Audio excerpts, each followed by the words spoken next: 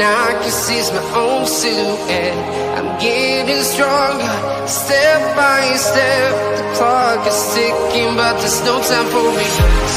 I've been flying from town to town, from London to Taiwan. I've been all around the globe, trying to protect your soul. We are heroes tonight.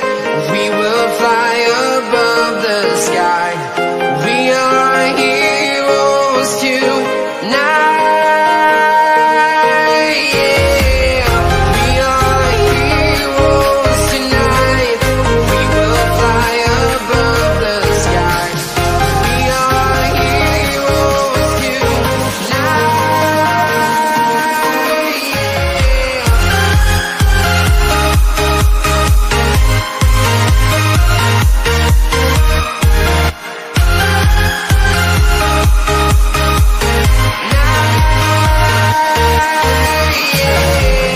Feel like a dynamite, ready to explode right up in the sky.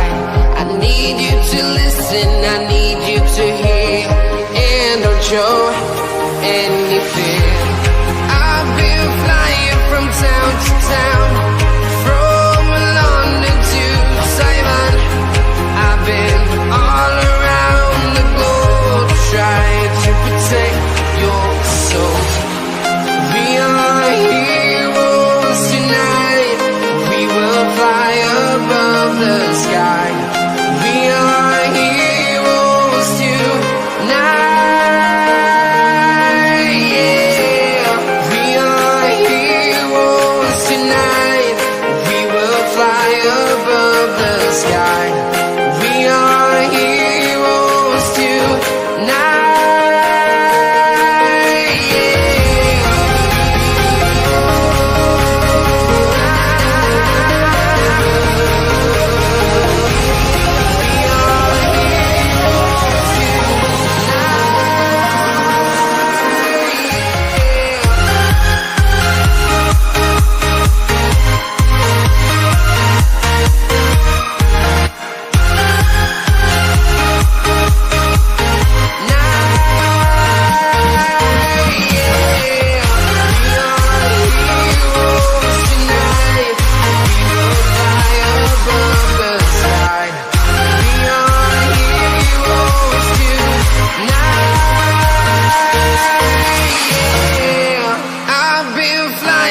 Town to town, from London to Taiwan.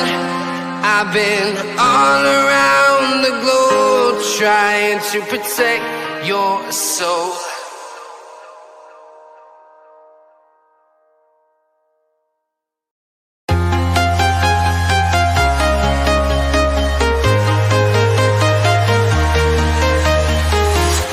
I'm walking alone, the streets are empty. The only thing I can see is my own silhouette. I'm getting stronger, step by step. The clock is ticking, but there's no time for regrets. I've been flying from town to town, from London to Taiwan. The best way to open this stream is with the name Harry Maguire. Yesterday, United toppled the champions Liverpool, and we'll talk about that more before the previews to today's London derby between West Ham and Brentford.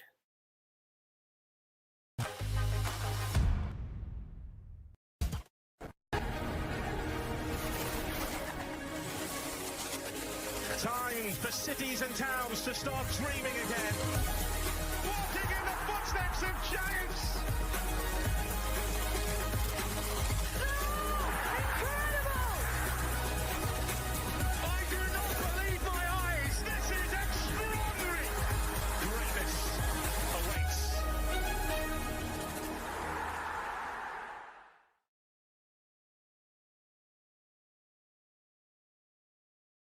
Well, good evening, everybody, folks, and welcome back aboard to Realltom Football. My name is Tom, and I'll bring you the watch along tonight, everybody, for West Ham to take on Brentford live in the Premier League. If you do our watch team on the replay, then please do make sure that you are leaving a like on stream, hitting that subscribe button if you are new. And thank you very much indeed, folks, to everybody who is here today. And your kickoff is coming your way at 8 o'clock in the Premier League for West Ham, who take on Brentford. Good evening, everybody. Welcome aboard. West Ham against Brentford. We've got Flicks in the house. Welcome to Flicks. Ashik is here. Richard is here with his money on Brentford for the away win. Yeah, I'm feeling the same way. How are you all doing? And I am sorry to do this to you all, but we have to mention yesterday, despite me doing a video, it was a monumental day for Manchester United yesterday. It was a monumental match, and it was one victory for them, which seemed to be coming to some neutral eyes, really. I mean, I most certainly felt like that was coming. It was just a case of when. It was coming. I mean, for me to be able to, for me to bet on the winning goal and get it correct, just puts the cherry on the cake, really, for the fact that it's crazy. But no, Manchester United, 2 points behind Liverpool, and it's a real turning point for them. And it's going to be one of those fixtures. It's going to be one of those results which is going to reverberate for a really long time. I mean, I most certainly am a culprit for watching the highlights back several times, with Sky posting about 10 videos altogether from their coverage of it yesterday. But yeah, it was a very, very special day yesterday. And I had that little bit in me where I thought, this could happen today. Liverpool, it's concerning. But for United, I mean, that's a huge day. It's a huge day. It's a huge way to go into the end of the weekend. It's a London derby now, obviously, between West Ham and Brentford, but what a huge result yesterday. And, 10 years just about. And for United to do what they did, it was coming. But when it actually happens, it feels huge, even if you think it's coming.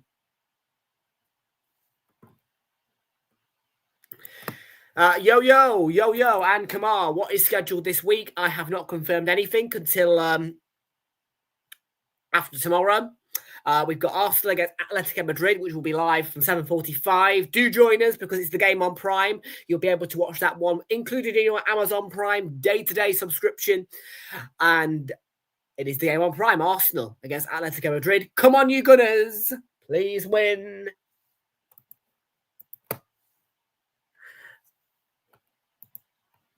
I hope we win. Because it's been a really positive weekend for us. And obviously, I didn't want to mention it too much yesterday, but we are top of the league. And it feels good. But I'm not getting too carried away because of City at the minute. City are there, City are around, and we have to be mindful of that as Arsenal fans. We can't get too carried away. But again, what a huge result for United. I mean, they're within 2 points of Liverpool. And this comment here, if United, I mean, that is exactly the point. I mean, they have to kick on. It's the first time that Amarim's won 2 back-to-back matches. I mean, obviously there was an international break in the middle, but not the point. The point is that United have won going into the international break, a good result against Sunderland, really, as well, because they're in form. And then to do what they did yesterday as well, I mean, they've got to kick on. But knowing the way United are, you would probably not be surprised if Brighton do get a win at Old Trafford on Saturday, with all due respect to United. But I mean, it's Harry Maguire's day, really, because Harry Maguire has gone through a lot. Scoring that winning goal must be huge for him. And I feel like that what makes it bigger is that Maguire came inches from scoring a winner. Yes, we know it was offside, but last season he nearly scored the winner. He didn't quite get it. And then to come back and do it again and do it this time off the back of not scoring that winner is gigantic for him, personally. And it's one of the key factors as to why I placed that bet, that ludicrous bet, as some people will call it, on him to score a goal or a winning goal.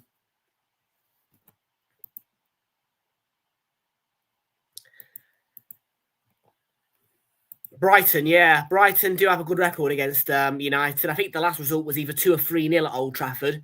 So United will want to improve, but I think that for them, they probably will get overexcited about that result yesterday.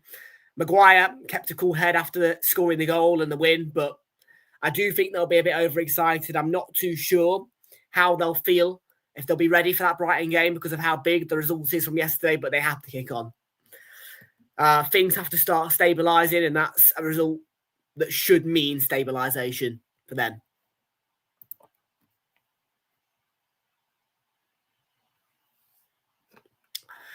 So, yeah, in the league table, then Manchester United doesn't look like it, but they are just 2 points behind Liverpool on 13 points. Liverpool, yeah, it's not looking great for them, is it really? I mean, it's not looking great. I mean, when you consider that Bournemouth are ahead of them, City have kicked on, City are above and catching up.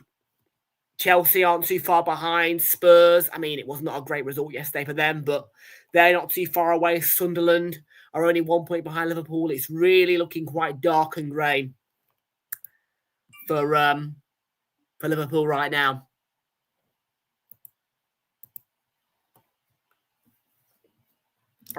Yeah, really looking quite dark and grey for them. So we're looking at the league table then. West Ham currently in the bottom with a point. They could move level on points with Nottingham Forest, and goal difference would mean that they would not move because they're exactly level on goal difference with Nottingham Forest. But let's have a look at goals conceded.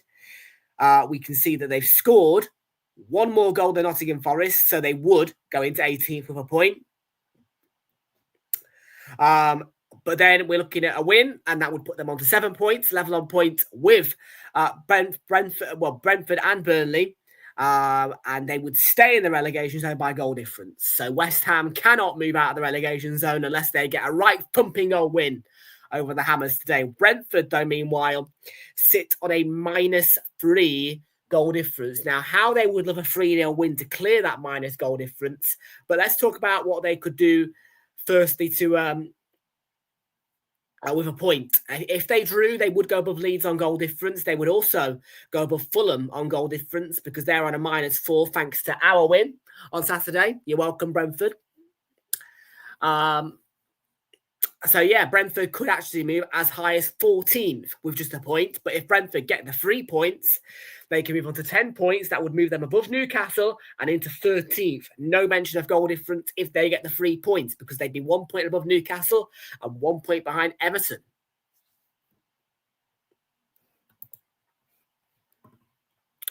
Let's have a quick check on the chat before we move into... I bet on it. I thought I was off my head, but I sat at that bookies and I looked at the screen and I could not see a price boost that made me go, wow, I want that. So I did the next best thing, and that was to have a go because Harry Maguire is perfect for late goals in those kind of situations, and that's why he's a big asset to United. I just felt like it would be written for him to score, so I did it. Not really. I didn't really take it too seriously, that bet, but when he actually scored, I was like, oh Jesus, I've done it. So it was a big call from me, but I felt like it was written, and I knew that a United win was coming soon. So at Anfield, because of the 2 previous results and performances. So I wasn't that surprised yesterday that they'd won, but obviously in the moment it's special.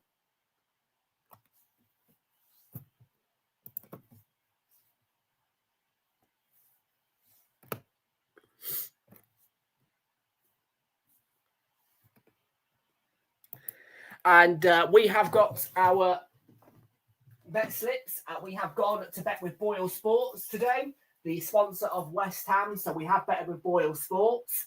I just thought, why not? Give them a go.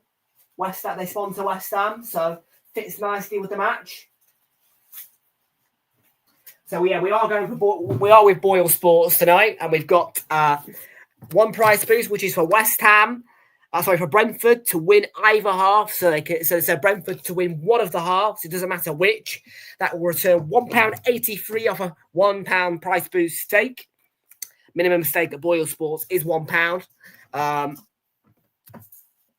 Then the bet builder, it's a free set. We've got Brentford to win or draw, under 4.5 goals and over 9 corners.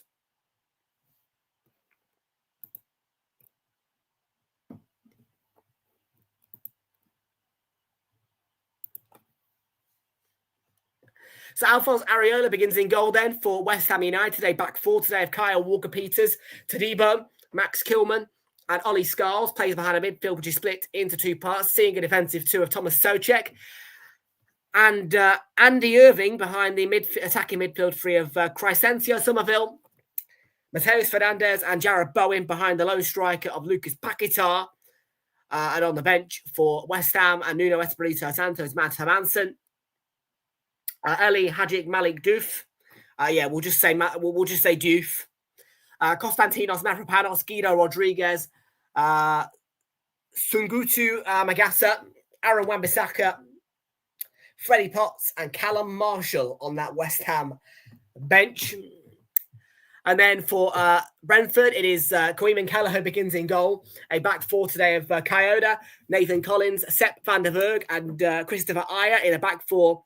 Behind a midfield, which is split once again into two parts, seeing a defensive two of Yehor Yarmouk and former Liverpool and Ajax midfielder Jordan Henderson. Behind the attacking three of Donga Watara, Mikkel Damsgaard, and Kevin Schade. Then the lone striker is Igor Thiago, and on the bench for Brentford this evening is going to be Rico Henry, Ethan Pinnock, Matthias Jensen, Reece Nelson on loan from Arsenal, Hakon Valdimarsson, goalkeeper Fabio Carvalho, Frank Onyeka, Keane Lewis Potter, and Vitaly Janelt.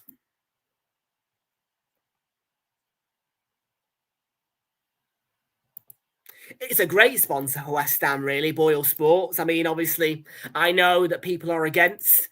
Obviously, there's, people don't really like sponsors being betting sponsors, but I think it's okay if it's a high street bookie. I mean, I'm not being funny, but if it's a high street bookie as opposed to an online one, I kind of think it's acceptable.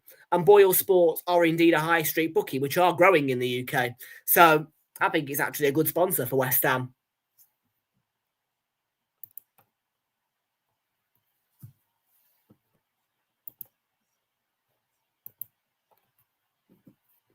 So a London derby then to go into the end of the weekend. A London derby off the back of a huge result for Manchester United yesterday in a London derby, which is only the second taking place this weekend after Fulham Arsenal took place on Saturday.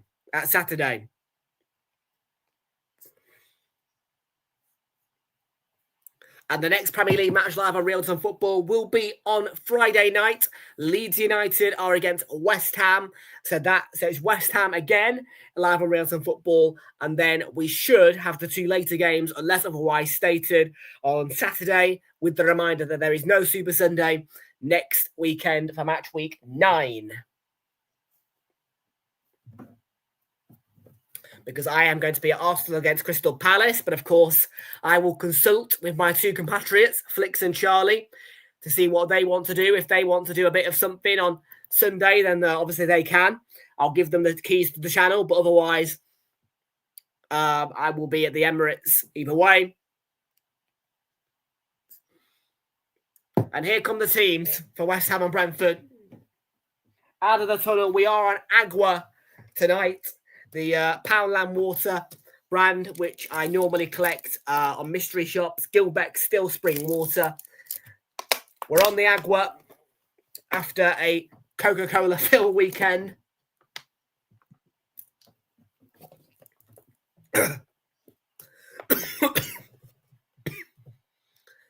And of course, bubbles blowing around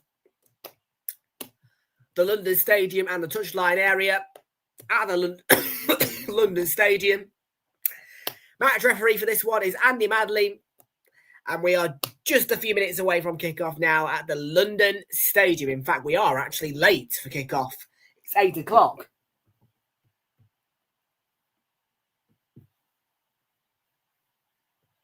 We are late. I think we are late. Looks like we're late, unless I'm desperately behind, which I shouldn't be.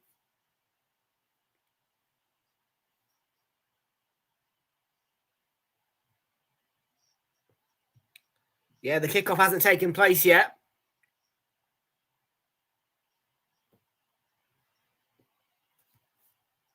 We are late for kickoff, guys. We're going to be a little bit late for kickoff, it appears. Probably about 2 minutes late.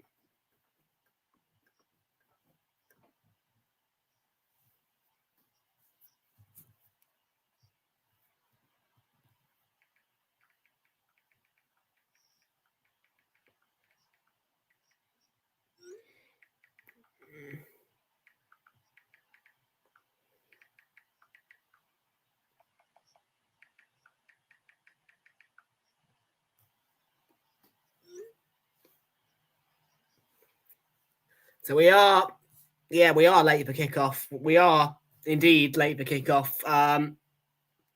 So I don't know how long it's going to take for. It's going to be about a 2 minute delay, I think.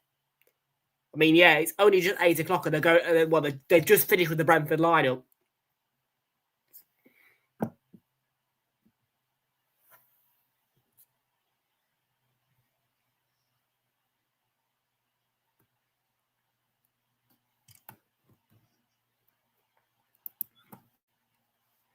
I wonder what was the cause of delay at the London Stadium to our kickoff.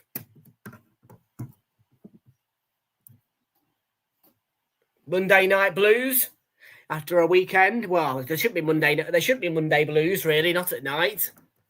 I mean, I personally feel quite perky on a Monday night. I won't feel so perky next Monday, though, after a nice long trip in London. Because as much as it's a 2 o'clock kickoff, it will take me a while to get back.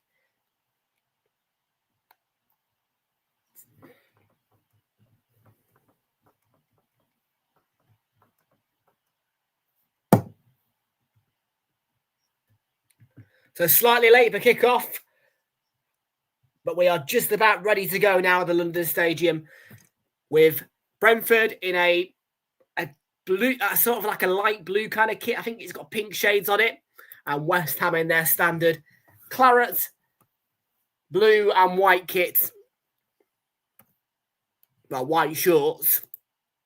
And just a reminder once more in this Premier League weekend that players are taking the ahead of kickoff. With the reminder, there is no room for racism in the Premier League. If you do see, hear, or encounter upon any form of racial discrimination, please do challenge it, report it, change it. That is the message sent out by the players by taking the knee. No room for racism. And they're on the front foot. Paquetá trying to set up Somerville, and inside 19 seconds, we have the first corner.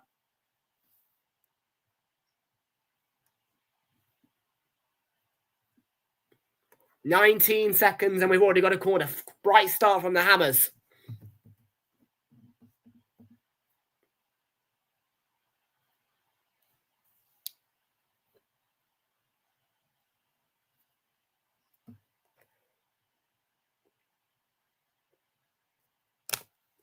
So the corner, Irving with his delivery. And Somerville. And the cross in towards Bowen. Going to come back out again. Paquetá into Bowen. Bowen twisting with the byline. Last touch of number 20, Christopher Ayer, will be another corner.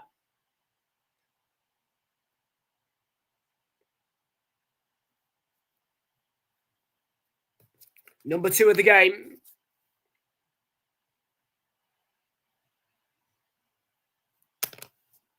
Positive start for the Irons. Irving with a lovely corner. And Sharda. I don't think he meant to head that. Well, I don't think he realised that he didn't need to head that away, but he did. And it's going to go for a third from the left-hand side this time, though. That's a great start for my bet builder. 2 minutes and we're on 3 corners.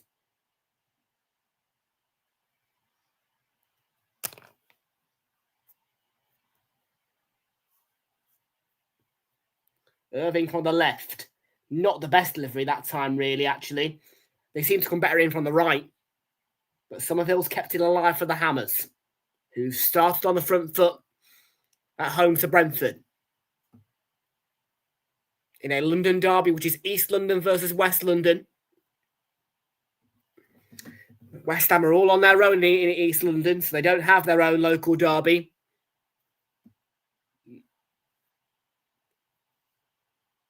That's a goal kick for Brentford. Good spell of corners, though. I'm pleased. 3 corners out of 9. We're already a third of the way to that market of the better builder being completed. 3 corners out of 9. Yeah, weird thing with Boyle Sports. I don't use them very often, but I do try and use them a little bit because they are new to our high street. So, but yeah, no 0.5s on the markets for corners, which sort of set me a bit frazzly because it was over 9. You know what I mean? I'm very used to seeing over 8.5 or something like that.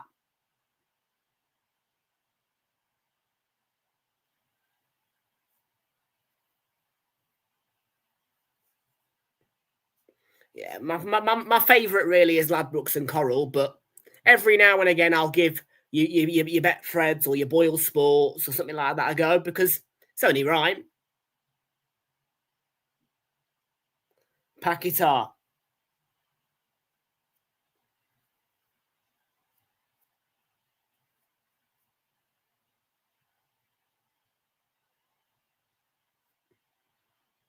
Well, there's a player down for Brentford, but Igor Thiago is going to continue on. And Sharda could be in on goal here for Brentford, but the angle was tight for him and he hits it into the side netting. It's a goal kick. And I'm not sure who it was down, but they've appeared to stay down. We'll find out who the player is in a minute. They're going to receive treatment now, though. It was a Brentford player. And I must admit that, I mean, some fans or some managers and teams may feel like, okay, we should put the ball out of play, but I think it's the right call from Brentford and Igor Thiago to continue the play because the player, well, I mean, they could have scored a goal then. And now they can come back and give it's Coyote who's down, get some treatment. I think I'm one of those people who's more swayed towards playing on despite somebody being injured, really. Particularly if they're at the side of the pitch, because that's where Coyote is. He's at the side near the touchline. You can just send the attack down the left or central.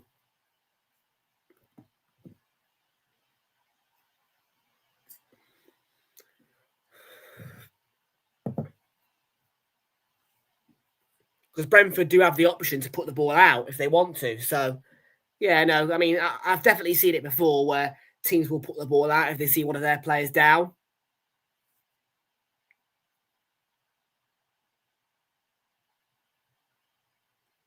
Well, I think Coyote is going to have to spend the customary 30 seconds at minimum off the pitch.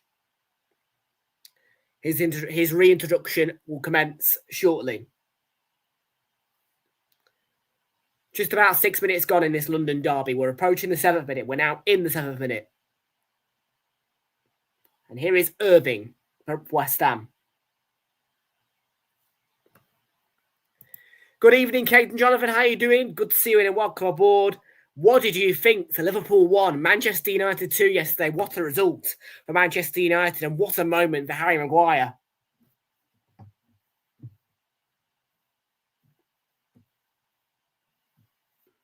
Paquetá, Souček, Bowen on the right. Bowen's cross, not a bad one. Summerhill was there. And who was the last touch off? They've started right. They've been fizzy.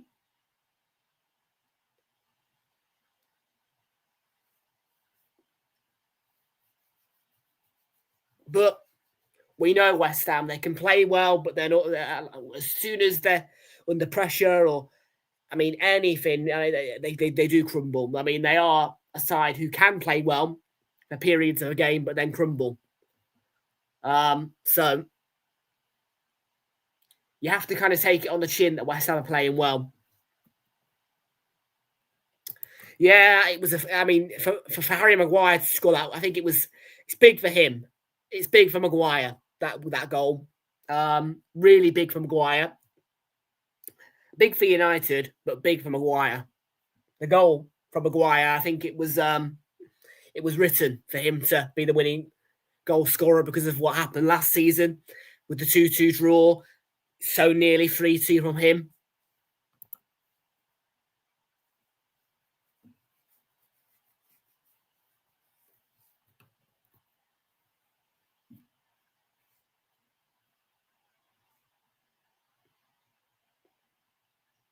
It's Jordan Henderson.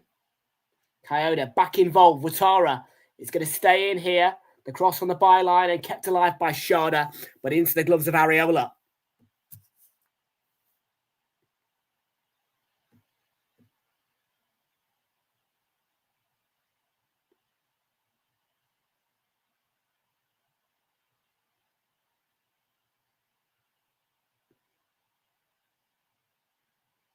Brentford starting to have some front footedness about them in the game.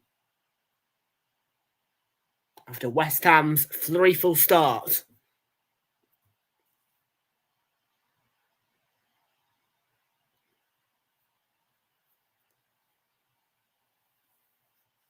Yehor Yarmaluk. No, wrong player. Sorry, Jordan Henderson. The cross aimed for Sharda. Thiago was waking as well.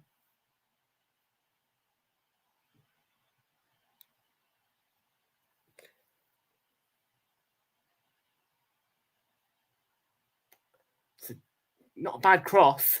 Sharda does have to leap quite high to get towards it. Yeah, it's not the best of headers. But for effort, top marks. Yeah, it's Arsenal in action. I don't know who else is in action, but it's Arsenal in action against Atletico Madrid, which is a huge occasion for us. And it's going to be a test for us, but hopefully we can get through it. Because we wouldn't want to break our good run. We're on a good run at the minute. Oh, Fernandez, big deflection and block.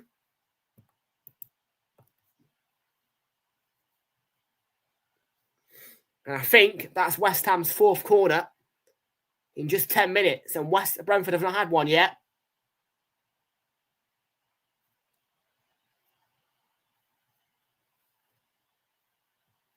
The corner count nice and high in this game already.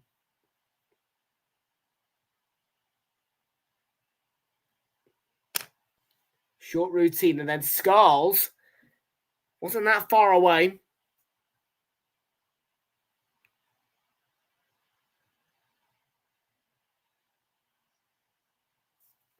You're at home, are you? Who are you against?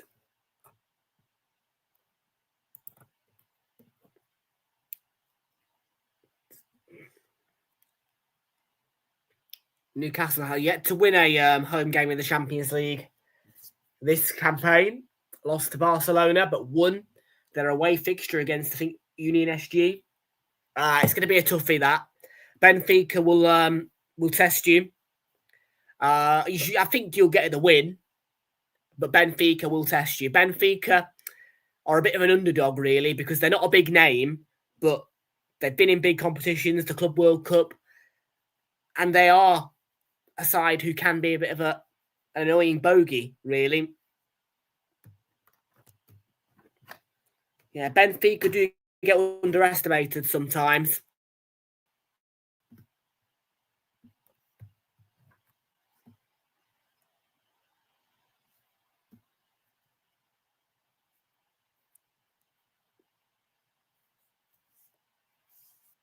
There's no doubt about that. Here is Kyle Walker-Peters, the former Southampton. Yeah, he spent a long time at Southampton, you know. But I think it would be quite damaging to his career if he stays at West Ham and they go down, really. Because I think he's a great young fullback. I mean, I don't know how old he is now, but I've known Kyle Walker-Peters for a long time. He's been in my head for about 8 years, roughly. Spent a long time at Southampton.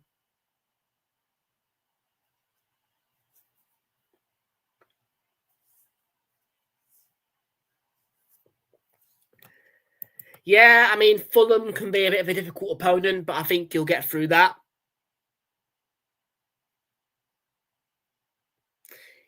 Wednesday, are you? Yeah, same day as us, I think. Yes, we're at home to Brighton, who beat you guys on Saturday. Who've Man United. Yeah, actually, Man United. Can you please beat Brighton? I would quite like Brighton and Luke Links because Luke Links is, I think, coming. I'm not sure, but I think he might be. I would like them to be off the back of a defeat coming to the Emirates. Really, to be fair, yeah.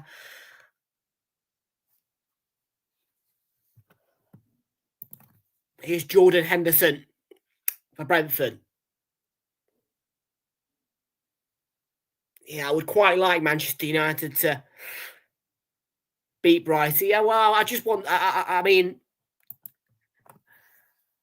I went through the same kind of phase with the Crystal Palace, really, because I mean, I was worried about playing Palace. And in fact, I should be worried about playing Palace because we're playing them, of course, on Sunday, and I'm going to be there. But I got really worried because of how informed Palace were going into the Carabao Cup fixture at the Emirates. But we won 3-2. I'm hoping that we can beat Brighton. We should be beating them. And I most certainly want us to go to Wembley for the final.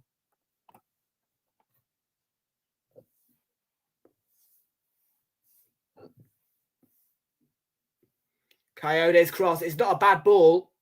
And Sharda's involved again. Yeah. Into Dam's gone. Sharda. He has been around, yeah, Kate and Jonathan. He'll be back in a bit, I'm sure. He might even be here now. We don't know.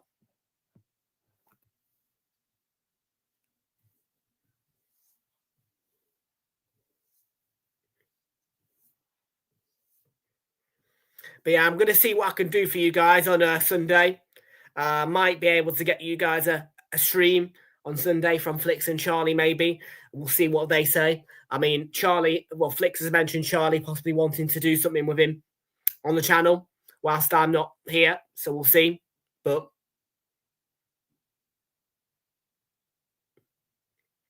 I am going to be out of town on Sunday for Arsenal's game against Crystal Palace. That's not a great clearance. Sharda.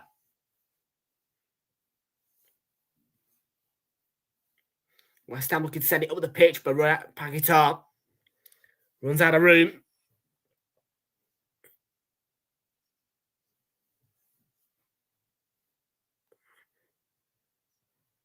Did you guys get a chance to watch the Brighton-Newcastle game, or did you just listen to it on Soccer Saturday? I mean, I don't really know what happened, to be fair. I mean, it was a strange one, really. I didn't think Newcastle would get beat at the Amex. I mean, I predicted 0-0 for that game. I thought it was going to be the most boring game of the weekend.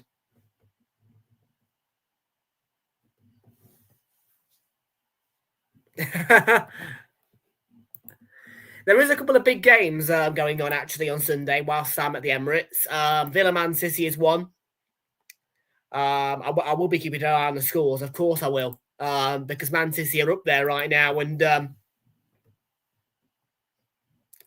yeah, there's a lot of games on Sunday.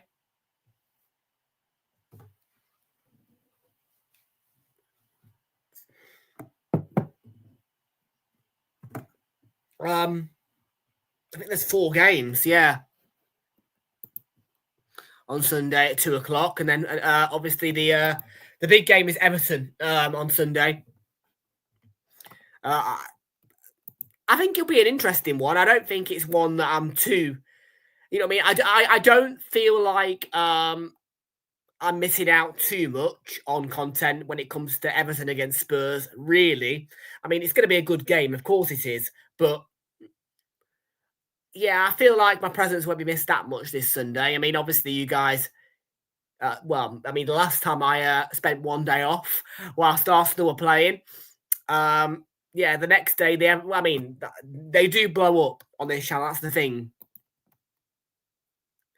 I mean, that's the one kind of iggy nig, really, because Everton do sometimes generate us a lot of views. It's fair to say, because, like I said, when I took that Saturday off, when Arsenal played West Ham and won 2-0.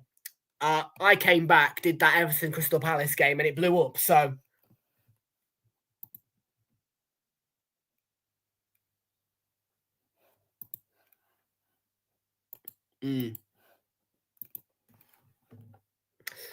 But yeah, Bournemouth, Forest, Wolves, Burnley, Villa, Man City, and Arsenal Palace. The 2 o'clock kickoffs on Sunday. There is Chelsea, Sunderland at 3. Chelsea, Sunderland on Premier Sports. Doesn't sound right.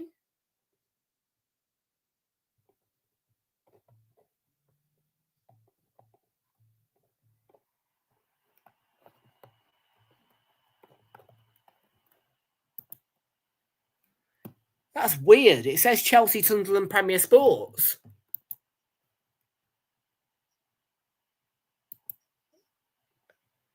Do you mind me asking why? Did he lose 35 quid?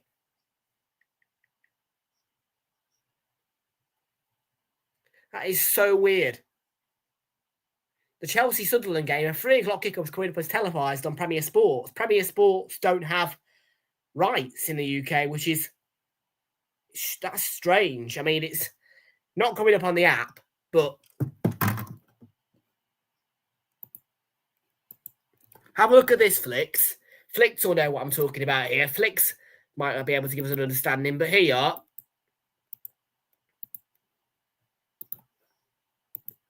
Look, can you see that? It says Premier Sports for Chelsea Sunderland, like...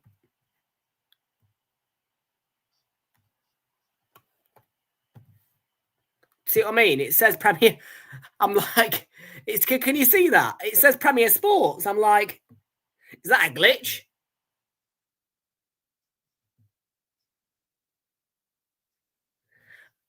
That must be a glitch. Because they don't have any UK Premier League rights.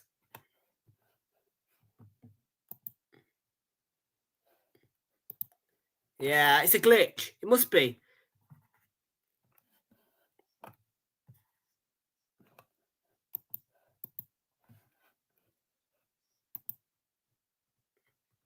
From Coyote and Areola punches.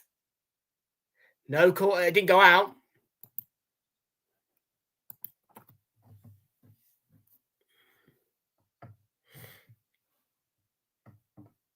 You would think I'm in a forest, wouldn't you, if you look down at the bottom of the screen? Just saw the picture, the London Stadium. I've got a bush directly below me.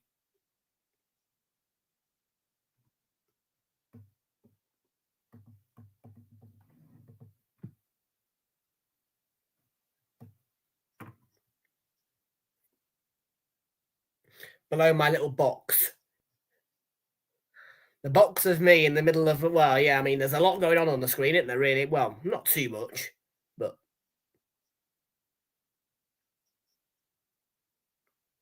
well, Socek at the minute is down and receiving treatment. Did he... oh, he just get... it's from his own goalkeeper. Areola just punched him in the head, I think. Watara might have felt something as well, but he's okay. He's up. Yeah, bang on the head, though, for Socek. I'm sure Alphonse Areola didn't mean to hurt his own teammate.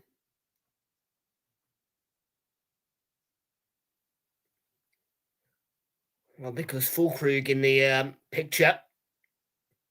Out of injury. sat at the very back of the benches. In fact, he's not in a comfy seat either.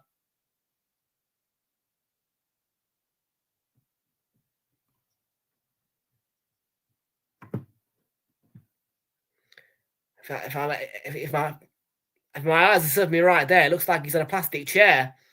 Does Nicholas Fulcrum? I mean, to be fair,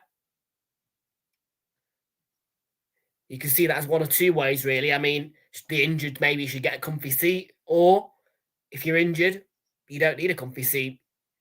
You're not playing. I mean, I do understand that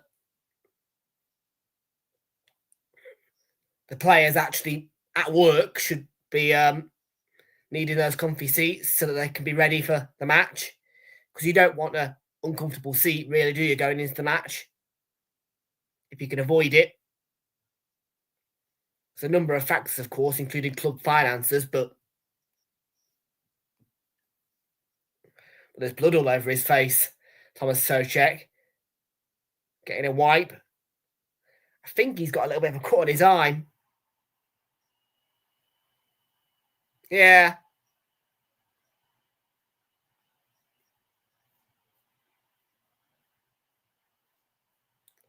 Just jogged off for a second there. I think he's going to get some plastering maybe or something. You would think that he's going to get that eye sorted out because it looks like he's been beat. Well, probably going to get a black eye, truthfully.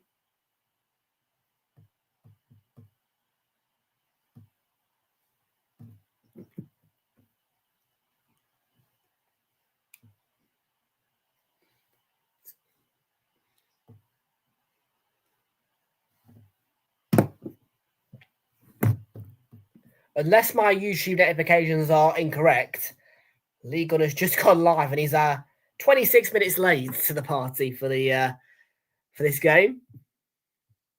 Just tend to show up late on his React channel. He does.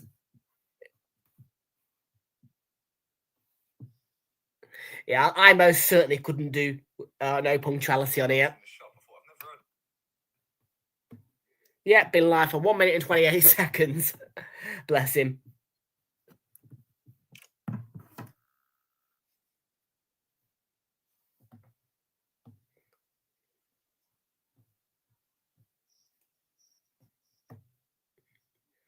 We were 2 minutes late for kickoff here anyway, though, so it was 8:02 the kickoff in the end, and that's the free kick. Collins made contact, but nothing doing. The Bees.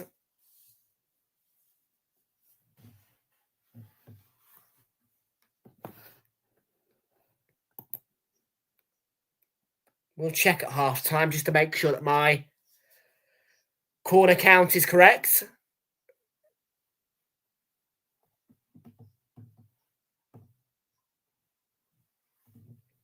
The minute I've got 4.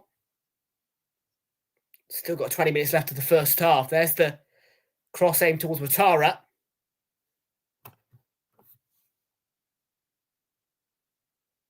All square in this London derby at the minute, but how long will that remain? It's got a decent record at the London Stadium, Brentford. Watara did that not go out, pulled back, and it's going to lead to a corner. I think it's number 5 of the game. I should check on SofaScore, really, to just make sure that I'm on the correct count. It's definitely 4, but it could be more. That's the thing.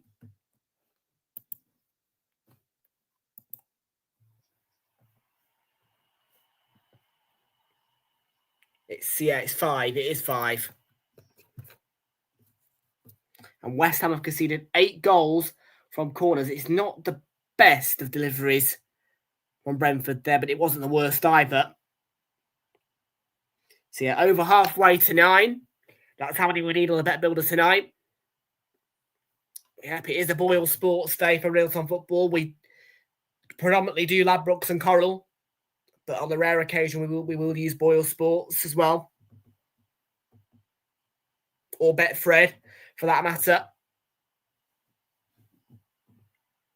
Betfred is normally the backup option if Ladbrokes have got a technical issue, really.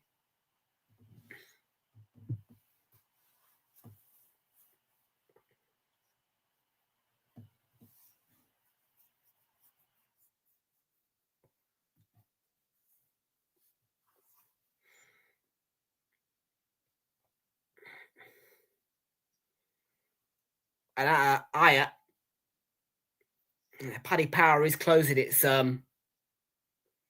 branch near me. Yeah, not a big fan of Paddy Power, to be fair, really. I mean, I never really liked going into their stores. I mean, the number one bug for me, really, was the no paper coupons, really.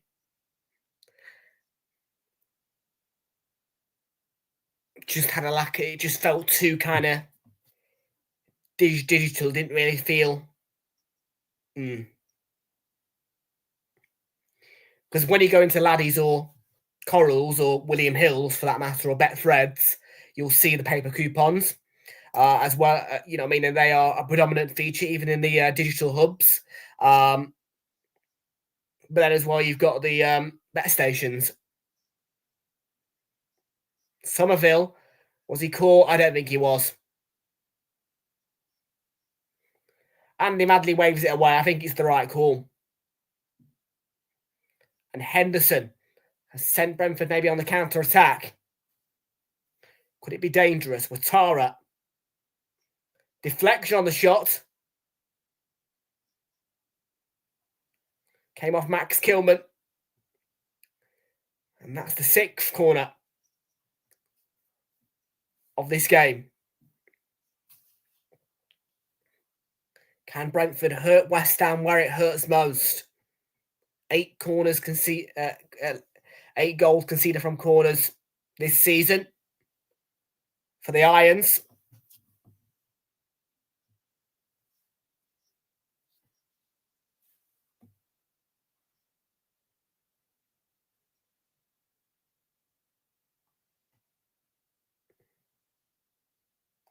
Mikel Damsgaard on the left then.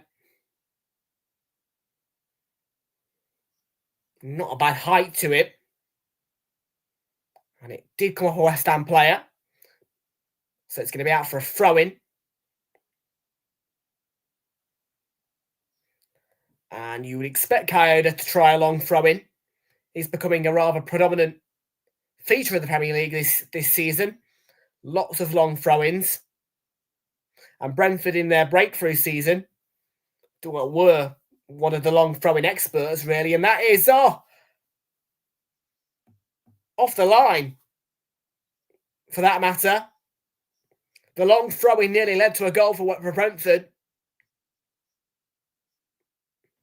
Well, it's not a long throw-in, is it? It's a short one, but the throw-in and the cross. And Thiago. Does Areola get a touch? Let's have a look here. I think he just boots it over the bar. Up. Yeah, it comes off the side of his ankle, I think.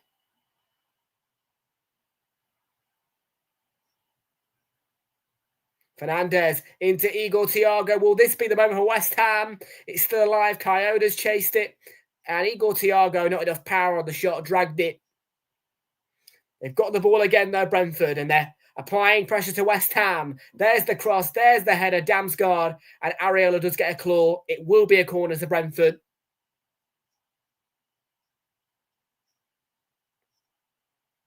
And this is a good spell for the Bees.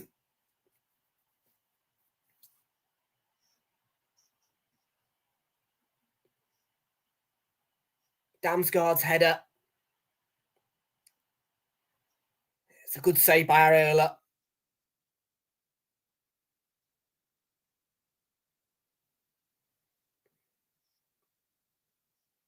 Damsgaard, that cross is very high. Thiago's shot, he's missed again. It's a sitter. Both of the 2 misses from Thiago. Sitters. It's a sitter. He's got to be burying that. I mean, okay, there's a lot of bodies around him, but he's got to score.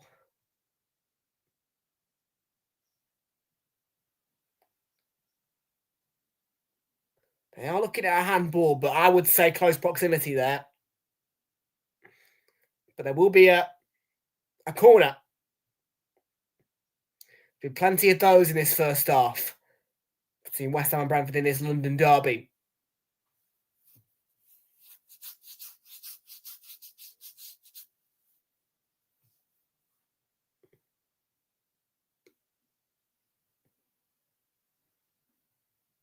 Aya wrestling with Paquetá. It's a very high corner delivery. And the header just off target. Ouattara this time made headed contact. So many misses. So many sitters for Brentford. Did it get a slight touch off Bowen on its way out? And it must have touched his hairline because Brentford are preparing to take another corner. And it's got some great height to it.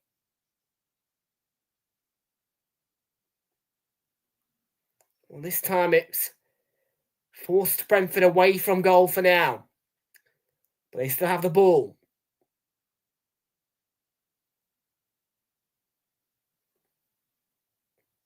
Collins has played it back to Queeman Kelleher, who's going to boot it long.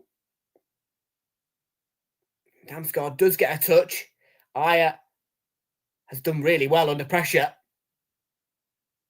And out for a West Ham throw-in in the end.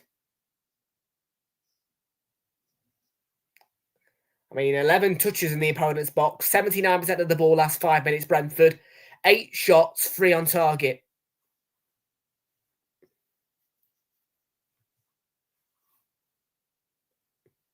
Banging on the door at the minute, Brentford.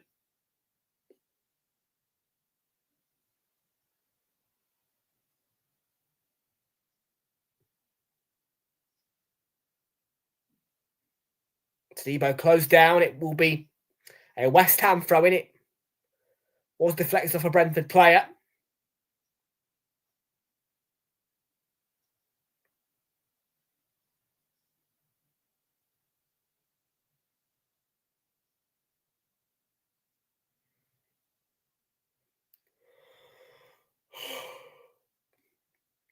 Summerhill's chasing Collins. Collins does well to shield the ball, and he's actually won a foul off Summerhill. Just a bit of a tug on the shirt there in the end.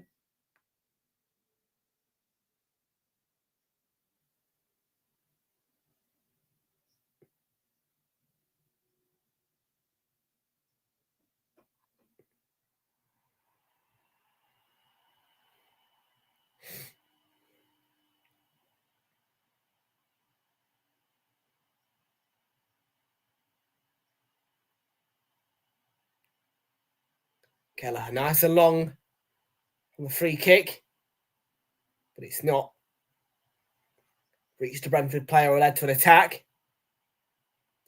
And here's Irving. The interception didn't quite work out from Coyote. Had to sort of slide for the ball. Ended up coming off him for an Irons front.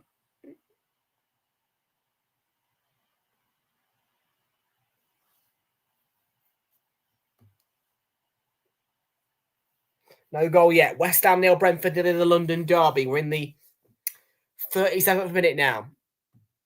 About 8 minutes to go before half-time approximately. No, written at 9 actually, ignore me. Ouattara came off to Tadibo. And Tadibo's actually got a bandage around his nose. Maybe a nose injury on his national duty or before.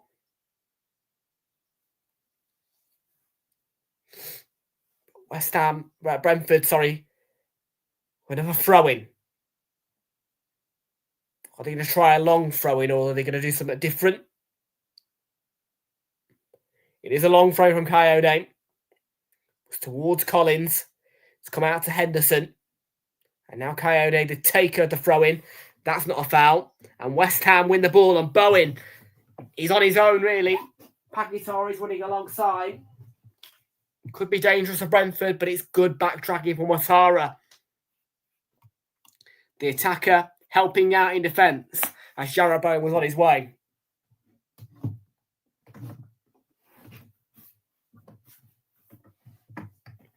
8 minutes to go before half time. Still 0-0, but it's definitely a game that's in the balance at the minute, 50-50. Lots of chances. But Brentford, the better side at the minute.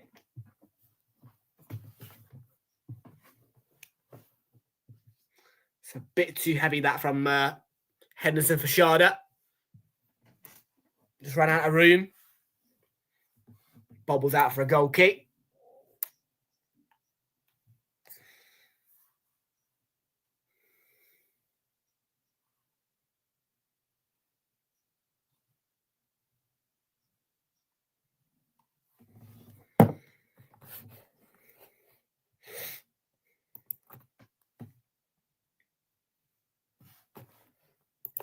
Mr. Moon here, how you doing? Welcome aboard.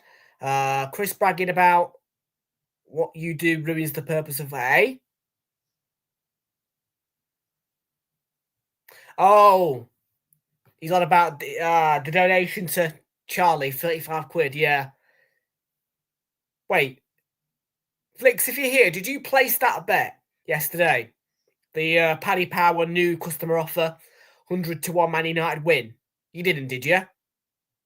If so, how much did you win? Because it is pretty easy to trigger new customer offers, really. You just create a new account.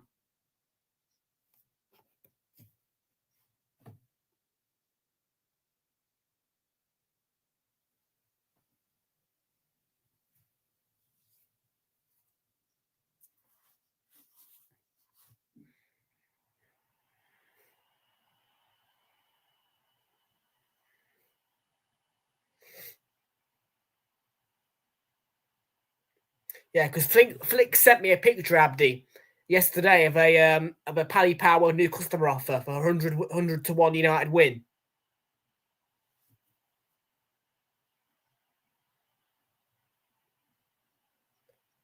Oh, that's a really good delivery. And to be fair, the headed contact from Ouattara, he heads it down. It's exactly what you want. It's almost perfect. Just how is it not in the back of the net? Right on the money for Kyoda. For Ouattara, sorry.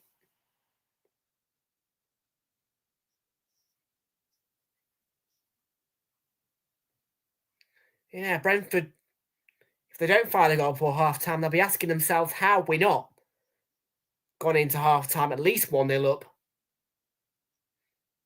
So many shots. And on target as well for Brentford. And they do have a good record here, the Bees. More away wins over Brentford than home wins, most certainly. Sorry, for West Ham. Brentford over West Ham. No foul by Igor Thiago. Quick move from Damsgaard, and it's a good tackle by Walker-Peters.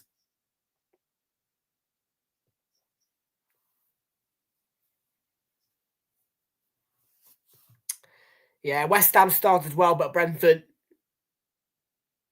this second half of the first half, Brentford have really been pushing West Ham back.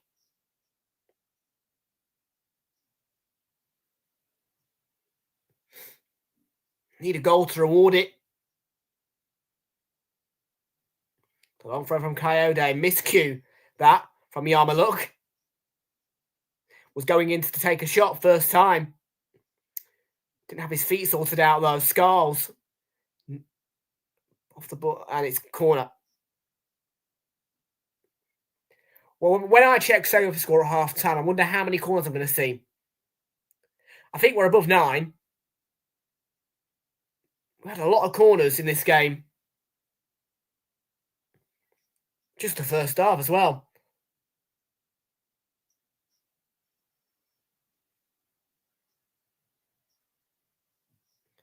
And that's deflected off Bowen.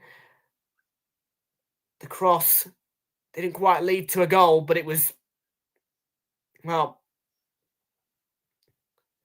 it's still Brentford questioning how they're not 1-0 up. You have to say.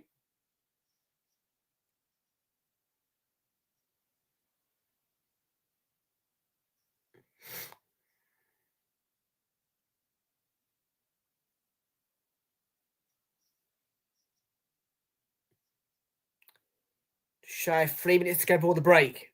And that's Sharda. Could be in. Nice touch. Got it under his spell. Feeds it to Igor Thiago. And a big block. Oh, it's creeped in. It has creeped in. And Brentford have got that goal that they have been pushing for. But the Bees finally go ahead. It might be, I think it's an own goal. It could be. But Brentford have their lead.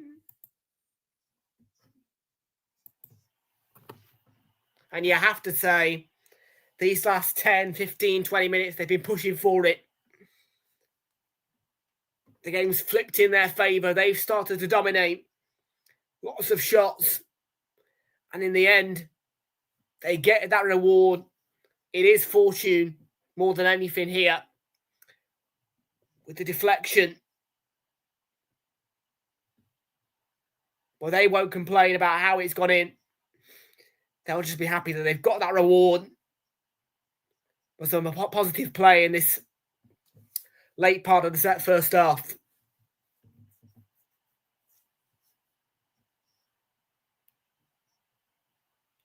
The Bees are ahead. There was a quick VAR check on the goal, but the Bees do go ahead. They are 1-0 up. And it's more misery for the Hammers, who are going to get relegated this season.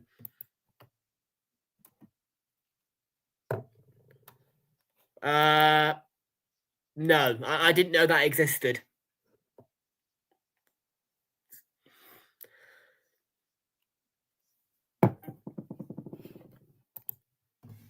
To be fair, I haven't seen it in the shops. I mean, look, my hand goes... I mean, when I'm in Tesco, my hand just goes straight towards the Monster can. I'm not going to even lie.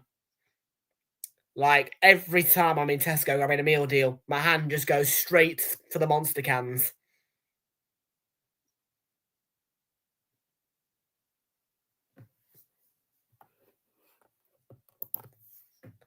Yeah, I should do. I mean, I might give it... I don't like bananas, though.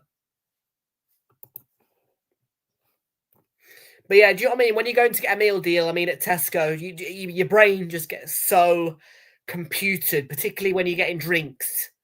You know what I mean? You're just grabbing, really, aren't you? It's crazy, really, how computed you get when you're going into a shop for a meal deal. We've got 6 minutes out of time, by the way, at the end of the first half here.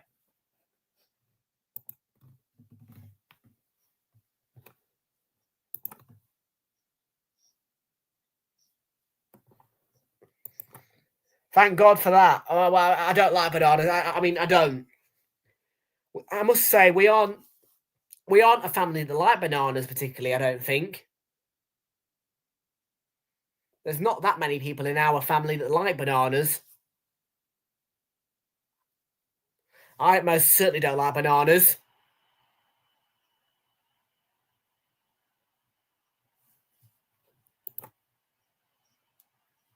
I am quite fussy, actually, really. I'm not gonna... I am fussy.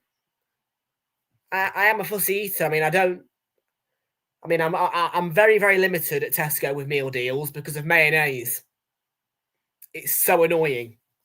But I am limited to ham sandwiches because of mayonnaise.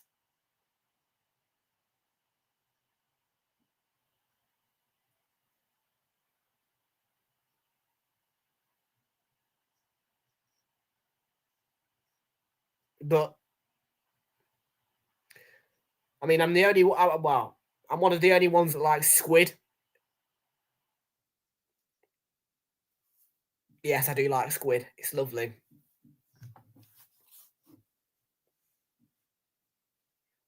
But yeah, bananas most certainly aren't something that goes down well with me.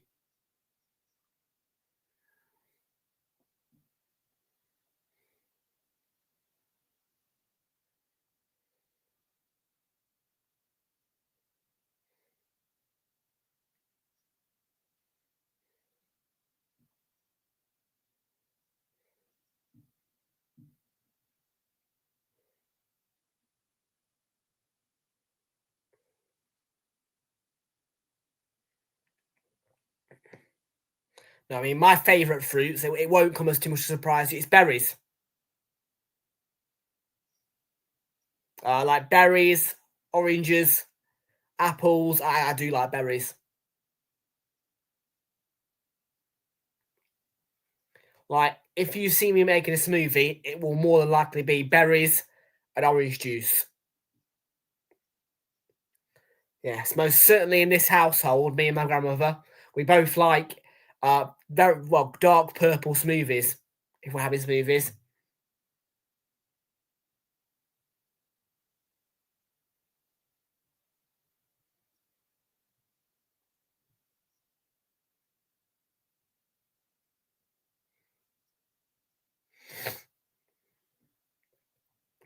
Going towards half time here.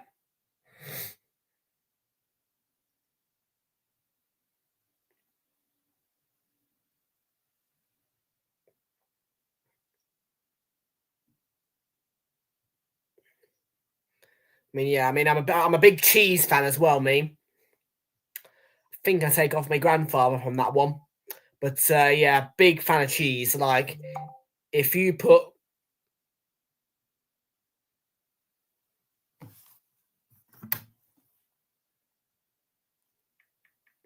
if I see cheese and crackers for that matter, yeah, I'll be all over it.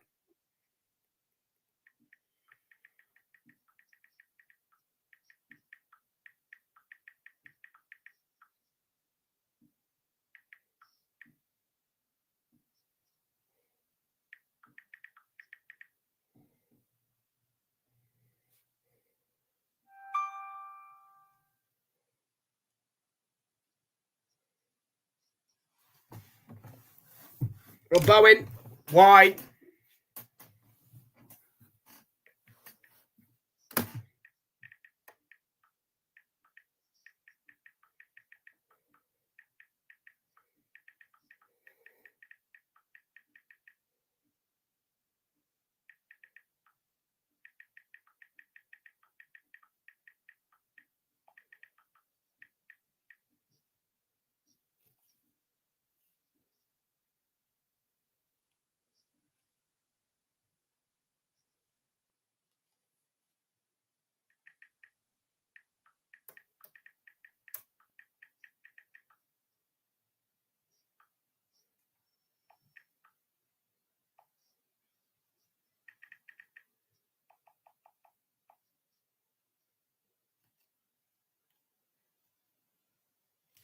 Yo, yo, how you doing, mate? Good to see you. Welcome aboard. Jordan, how you doing?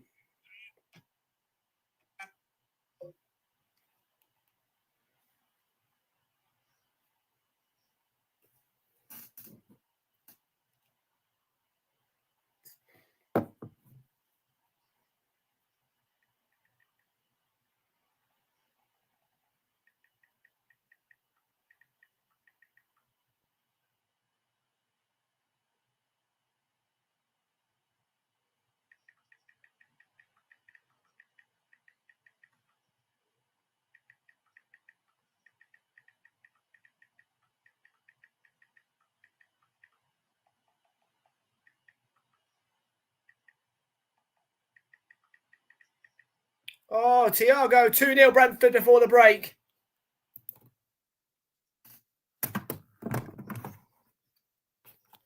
But the Brentford do deserve it, and they are now 2-0 up.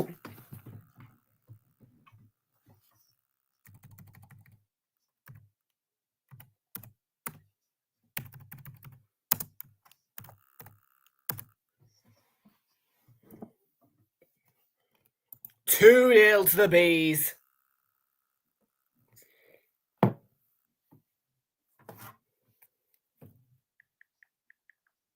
There might be an offside, but they do deserve it.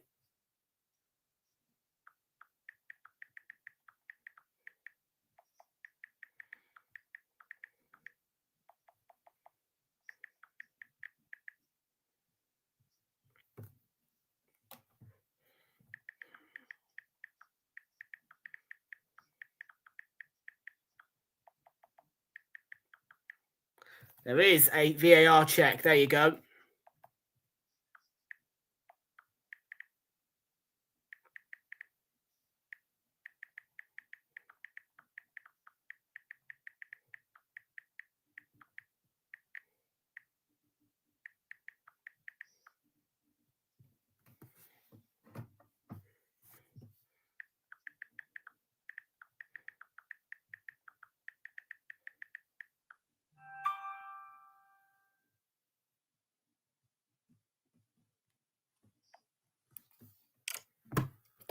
So the VAR check ongoing on the goal, but 2-0 Brentford. I hate West Ham. Offside. It's not going to stand. And the Hammers will breathe a sigh of release.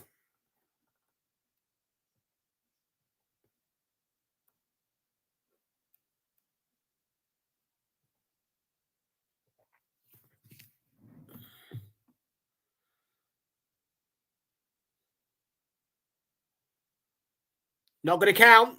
Not going to count.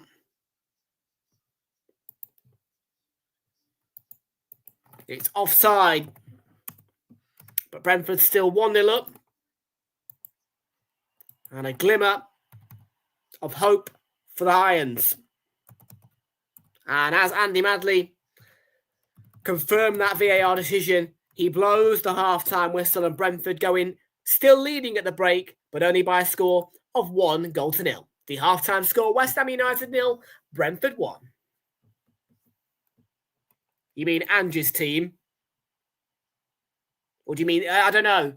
I mean, yeah, you absolutely battered Forest at the weekend. I mean, but Ange got sacked. But yeah, you battered West Ham as well.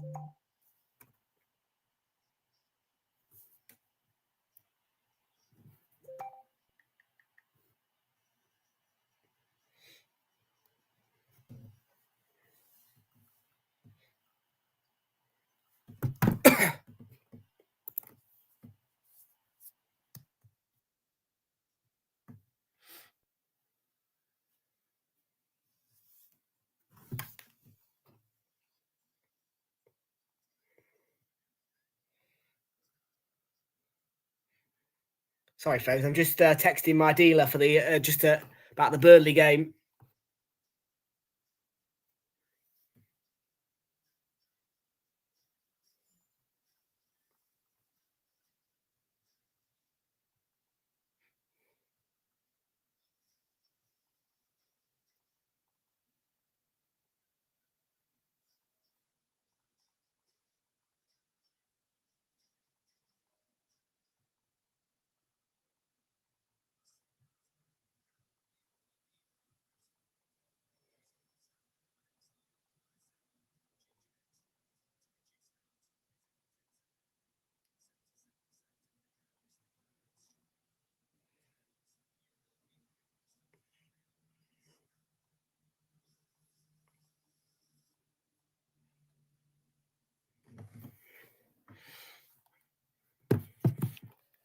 Yeah, I would expect you to, mate. Yeah. Taki, welcome back to you. How you doing? Good to see you. Welcome on.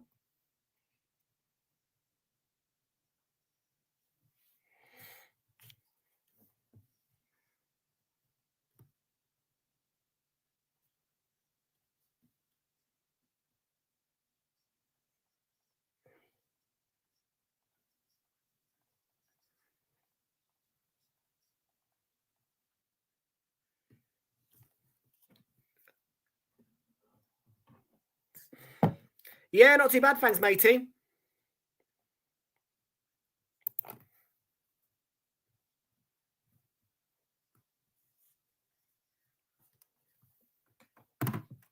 I know. I'm so sorry that I'm from Sunday. I'm going to be at 3 Arsenal matches in a row. But it is what it is, I'm afraid. I mean, I have got the 3 o'clock guarantee in place. Eh? Oh, Ryan, sorry. I have been. I was a bit texty. Sorry, mate. You are here, though.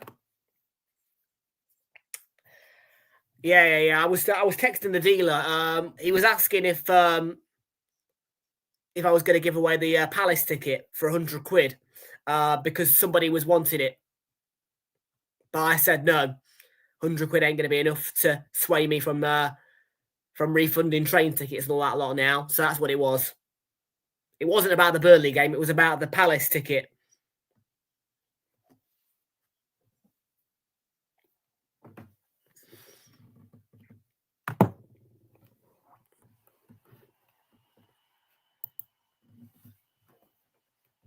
Yeah, somebody wanted a ticket directly in the clock end.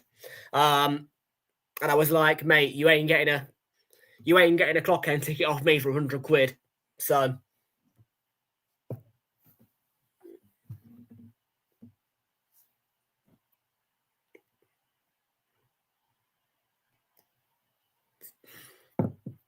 not a chance.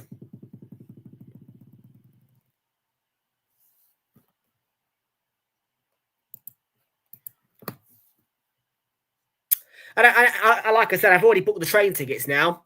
So it's done. It's sorted. So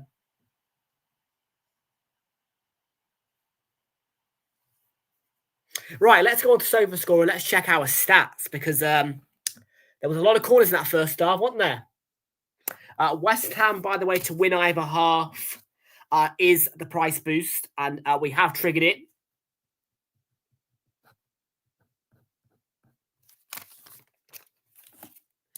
Yeah, I know. I'm lucky, aren't I? I've got 2 consecutive tickets in the clock through the ballot. I've got, to be fair, I've had some real luck with the ballot, really. Yeah, like I said, 2 tickets in a row in the clock. Can't complain with that. And the clock was well noisy for the West Ham game, so.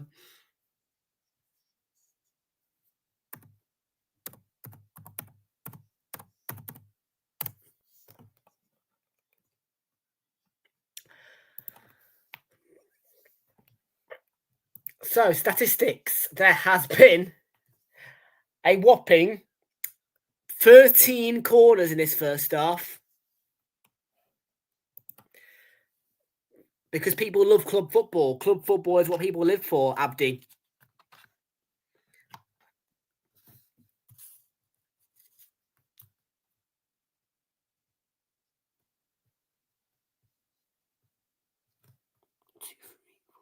Seven, eight, nine. Yep, that's done.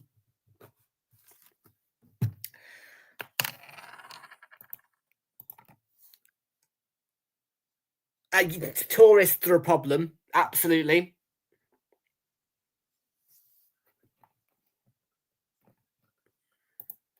I mean, I'm not a tourist. I am a fan, and I do what I can. I mean, obviously, I do sometimes do it naughtily because of this new 3 o'clock guarantee that I've implemented, which is obviously that I will attend any 3 o'clock kickoff for Arsenal now.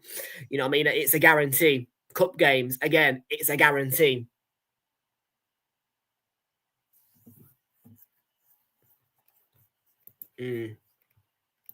I ain't rich. I have to save to get my tickets sometimes. I am not rich. I do what I can. I have had to fork out a bit for my ticket at Turf Moor, but I've got it. I wanted the away experience. It's a 3 o'clock kickoff, so.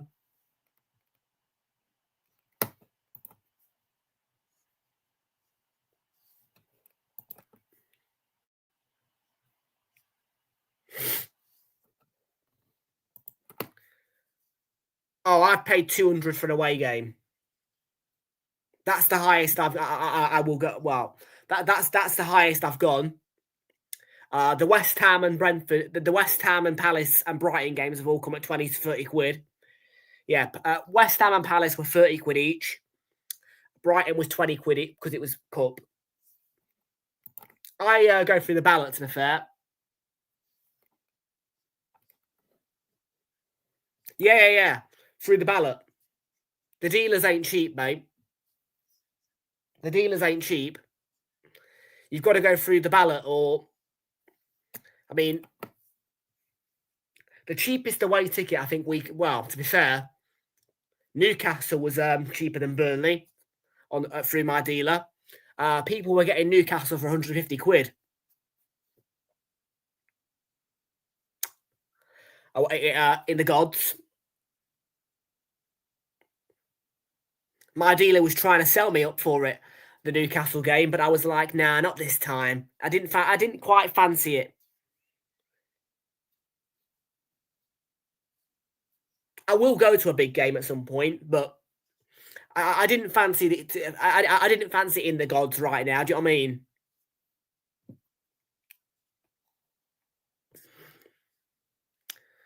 Turf Moor's going to be good, though. Brand new stadium experience for me. I've never been to Turf Moor before, so should be fun. And it is going to be the first new stadium of the actual season. I mean, obviously, I've ticked off a fair few in pre-season. I mean, I've done really well this pre-season, I feel. Done a lot of South Coast.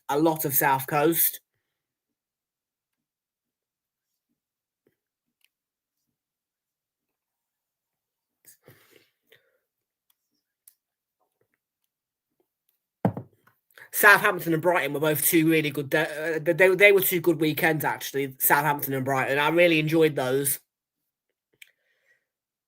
Southampton and Brighton. Southampton more because personally, I love the line going down to Bournemouth. It's beautiful.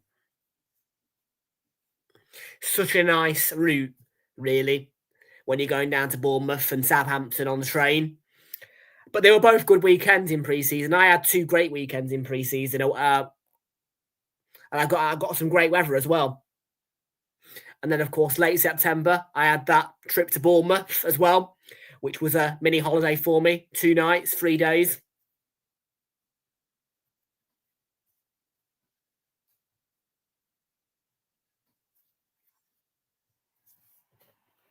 I do what I can.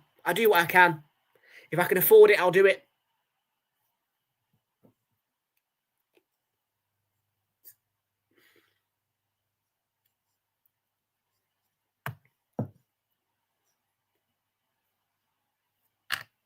Yeah, if I can do it, I'll afford it. If I can afford it, I'll do it. But yeah, I've really enjoyed. I mean, look, I could have done more than just the South Coast this summer, but when I look at the FA Cup and the pre-season, I've got a hefty selection. You know, I've got to really because I do go to neutral games still. You know what I mean? Mainly in the cups and the pre-season, but I've got a long list of fixtures to pick from. And the South Coast last pre-season just worked for me. The fixtures were timed so well. They were 2 really nice trips that I had to the South Coast. In fact, 3 rather. Yeah, Southampton, Brighton, and Bournemouth in the same summer was fantastic for me.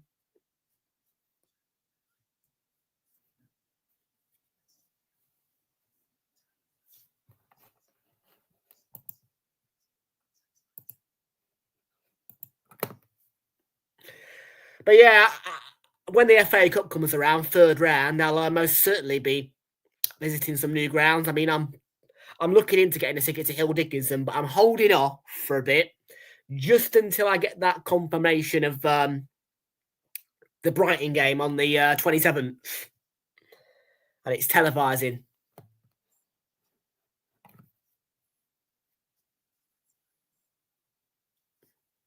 But like I said, I do what I can for Arsenal.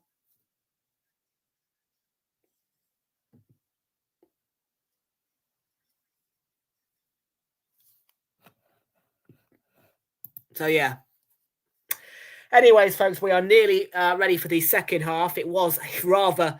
It was. I mean, in the end, it was 53 minutes on the clock when the half-time whistle was blown. We were only supposed to go to 51, but we'll be back shortly. We are going to go past 10 o'clock, I think. With the, are we? Maybe. Yeah, I think it'll be about 10 o'clock when we get full time tonight.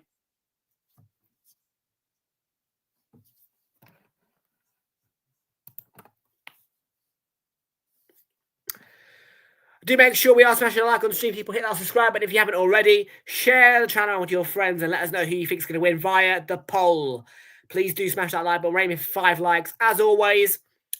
And on the poll, 55% have backed West Ham for the win, 18% have said draw, and 27% have backed Brentford. So once again, if you haven't already, smash that like button and hit that subscribe button as well. Those 2 things help the channel out humongously. But the most important thing I'll tell you is share the channel around with your friends because that is what creates circulation. So, yeah. Smash a like, subscribe. You know what to do.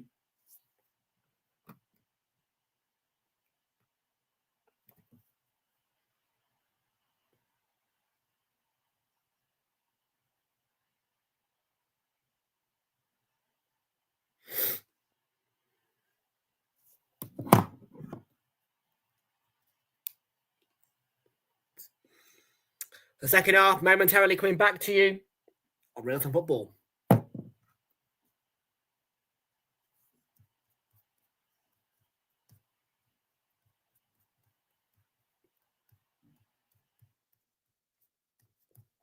And don't forget tomorrow, guys, if you haven't already got the message, tomorrow we are live. It's a big Champions League occasion for Arsenal. It is the game live on Prime. It's Arsenal against Atletico Madrid. You can join us for all the build-up with the game live on Prime, 7:45. It's Arsenal against Atletico Madrid in the Champions League tomorrow. That will be your next watch-along on Realltom Football.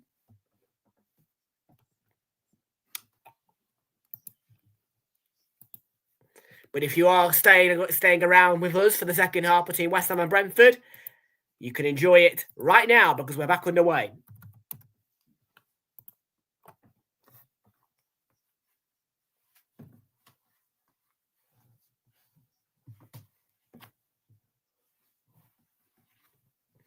But yes, big occasion for Arsenal. It's going to be a test, and I'm not sure, really. I mean, obviously, Arsenal fans are a triple change, by the way, for West Ham. Scholes, Fernandes, Walker-Peters off. Mavropanos, Wan-Bissaka and Diouf on.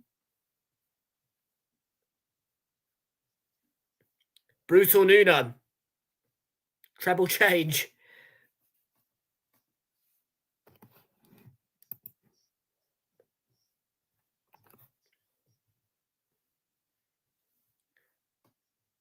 Coyote with the long throw-in. Deep. Got a touch on its way.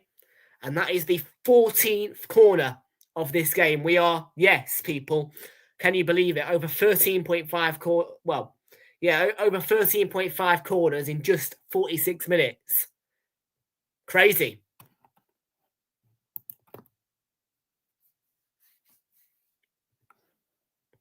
Yeah, Bet Builder, £2.75. Bet Builder. And also a price boost. £1 returning £1.83. Brentford to win either of the halves. And that has been triggered. Bets placed with Boyle Sports. Today, the sponsor of West Ham. And we will be back. We will be back with Ladbrokes or Coral tomorrow. We will be back with Ladbrokes or Coral tomorrow.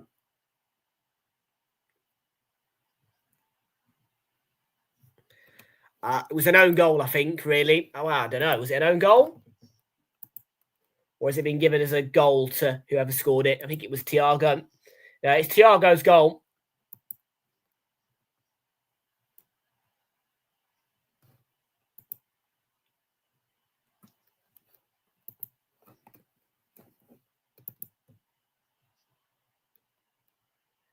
Yes, so Brentford denied a second goal before half-time. 1-0 up in this second half of this London derby. We are on the Agua tonight. Plenty of it left. Still got a good half a bottle left. And Brentford have won the ball back in a good position. Aya had so much room to be inventive, but wasn't really inventive, although Diouf was a bit sloppy there, conceding the throw-in.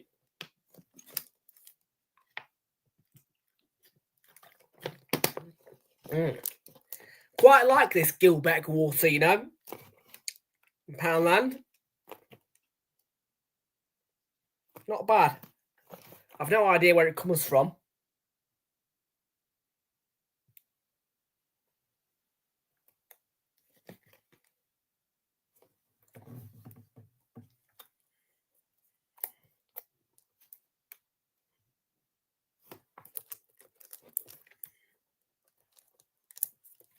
It says something about Chase spring sauce.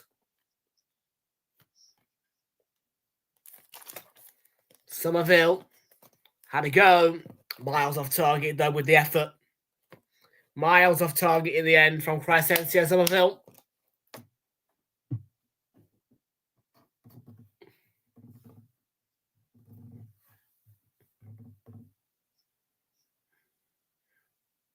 It's a good move. But it's a big miss. by Summerhill. First West Ham shot of the second half.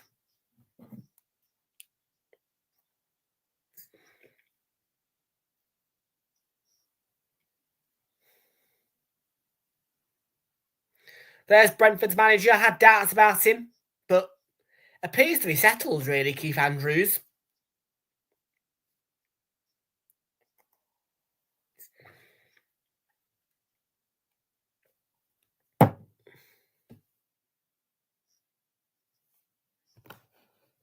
Who's Charlie Kirk? I don't know who Charlie Kirk is.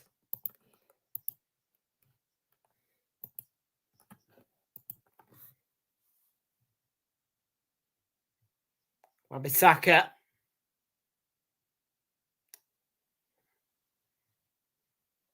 Bowen.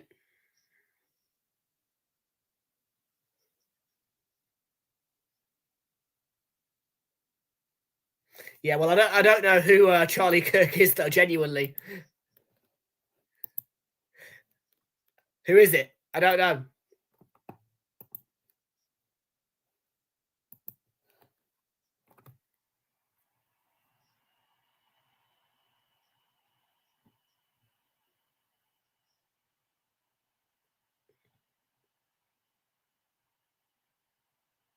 Oh, he's a prick, is he?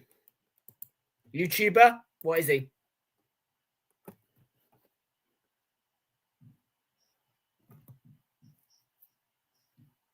Shardo. It's a nice switch to him. Wan-Bissaka tightly marking him. Aya joining in. Henderson way out of the equation of this Brentford attack. And that might reach Ratara. It's sort of run past him a bit. Not the Madrid side that I want to play. Let's just say that. Yes, it's not Arsenal's favourite Madrid. It's the other one. It's Atletico Madrid, not Real Madrid.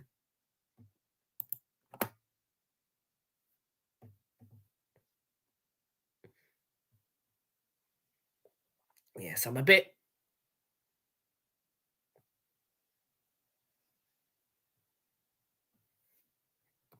Defence ball, yeah. Probably ended up being a 0-0 draw.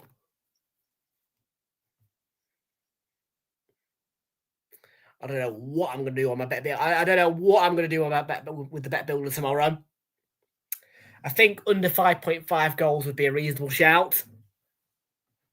It's probably going to be like a 0-0, 1-0, 2-1 kind of situation. Hopefully for Arsenal.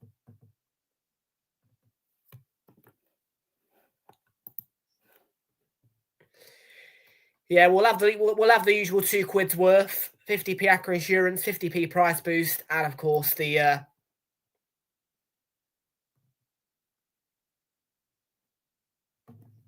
£1 bet builder.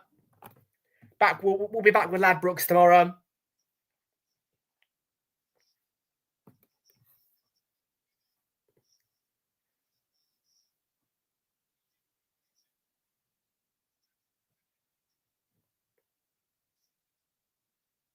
Steve with the defending there.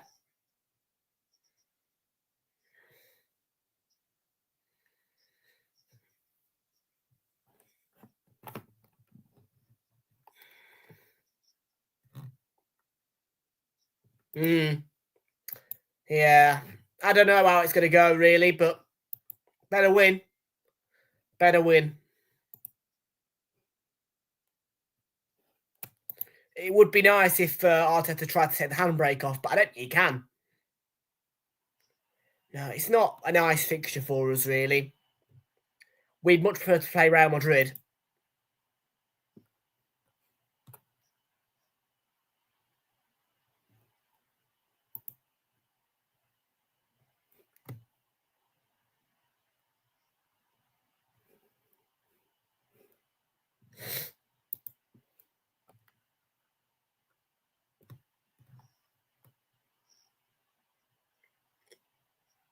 We're at home, though.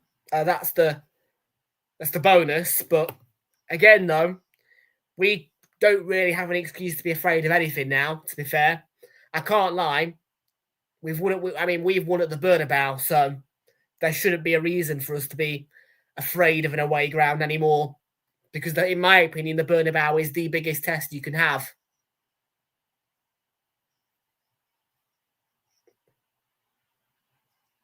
So, whilst I'm saying, yeah, it's good we're at home, still, there should be no excuses because we have won at the Bernabeu.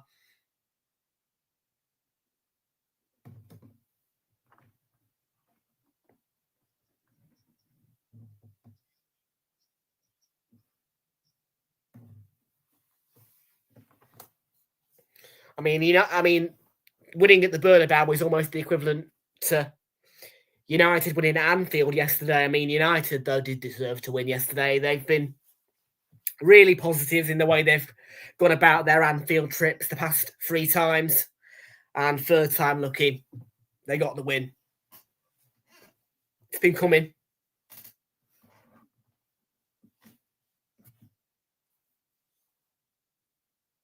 And for Arsenal, well, we ain't going to get to go to the Bernabeu every season, but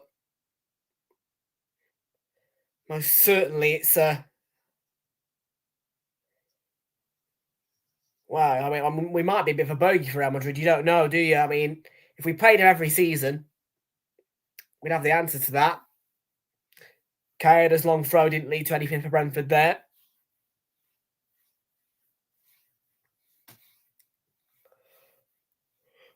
There's not many options of an outlet for West Ham at the minute. I've got it to pack it up. Intercepted out for a throw-in.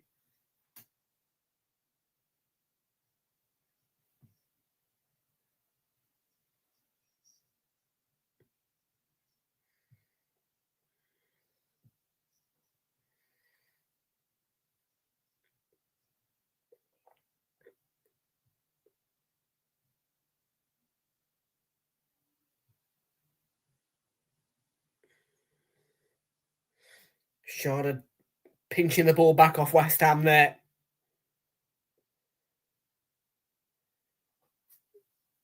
Henderson.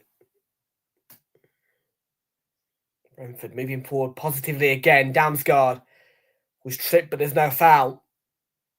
And Somerville's going to run into trouble and he's lost the ball. And Yarma looked for Brentford, I think. Yeah.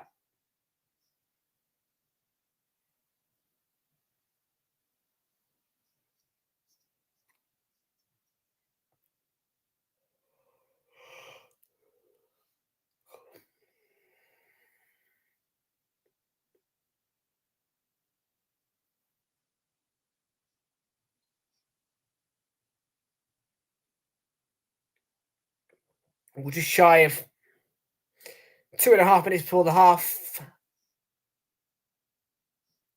the hour point.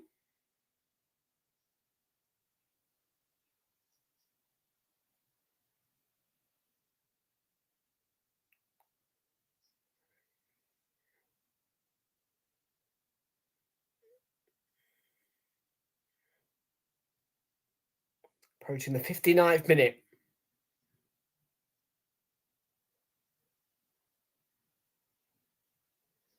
Well, it's not too bad for West Ham at the minute. Well, there is quite a few empty seats.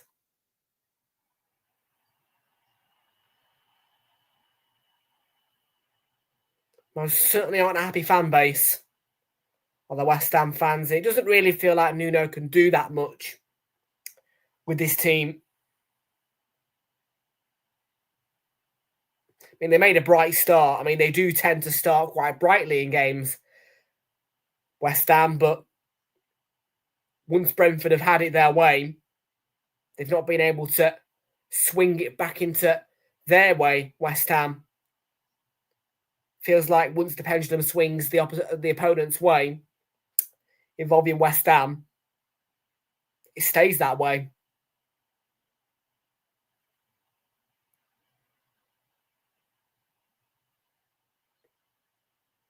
It won't be a heavy defeat, though, tonight, I don't think, for them. It'll be probably a 2... I would probably say 2-0 at the max, I think.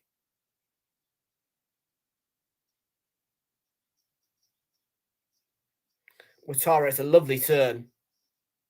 Turned into Wan-Bissaka. Won back by Igor Thiago. It's good teamwork by West Brentford. It's good pressure by Brentford. It's a good crush by Damsgaard.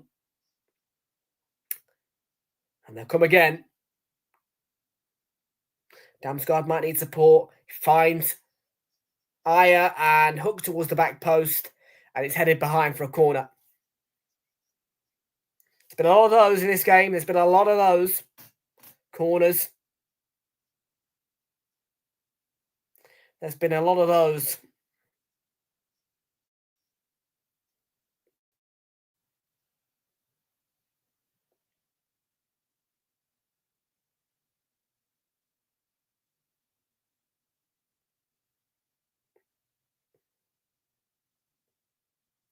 Damsgaard's corner, it's deep. And Sepp van der Berg was the closest to making contact. But hands in head moment for him, as he couldn't quite get it on target. He did get a headed touch, but it rolls across his face and goes out of play. The Hammers are making a change, and it's a young man in Callum Marshall on to replace Andy Irving for the Hammers, as we've just passed the hour mark and approaching the 62nd minute now. Still 1-0 to Brentford. Yeah, they don't look like scoring West Ham.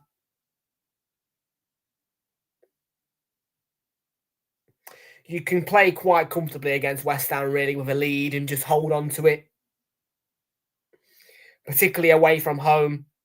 I do think the issue is worse for the Hammers at home. Coyote, beautiful cross, and that is the underside of the bar from Sharda, and that should have been 2-0 to Brentford.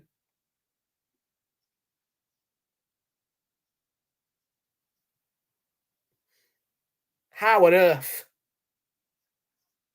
Gets a lot of power behind the header, and it hits the underside of the bar. Should be 2-0. No questions asked. Should be 2-0 Brentford.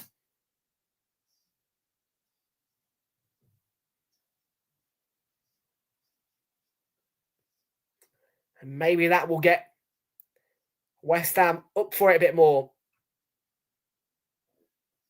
Somerville. Round Coyote, the cross done. Met by a Brentford defensive head. And back to Queeman Kelleher. Who eventually clears it long.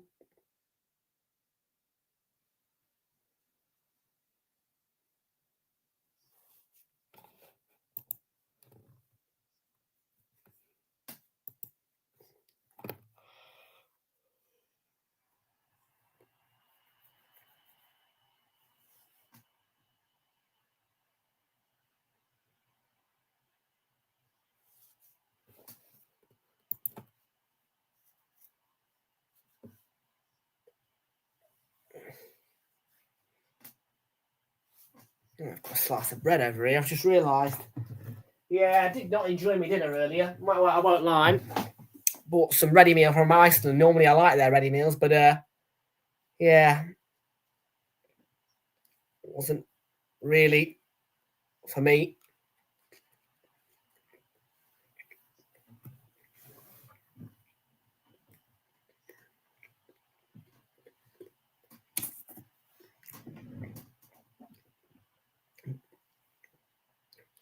So yeah, a bit of wholemeal bread for me.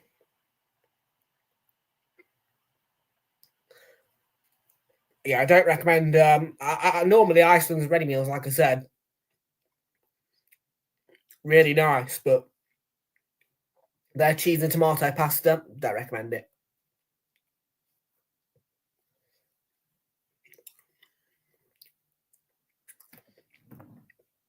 If you want to make a good cheese and tomato pasta, you make it at home.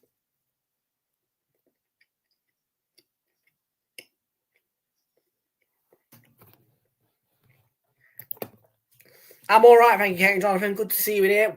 Well, again, welcome aboard. I'm just enjoying a bit of bread. Because yeah, I didn't enjoy my dinner earlier. Normally I like ready meals, but this one in particular from Iceland just did not go down well with me, and I couldn't eat it. It was not a nice ready meal.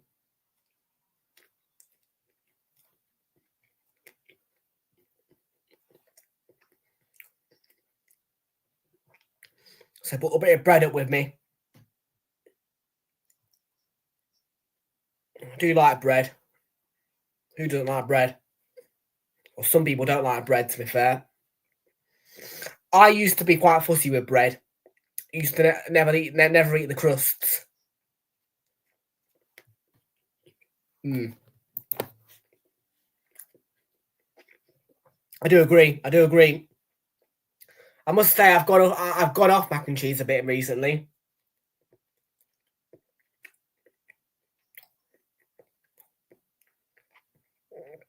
I'm not eating as much of it.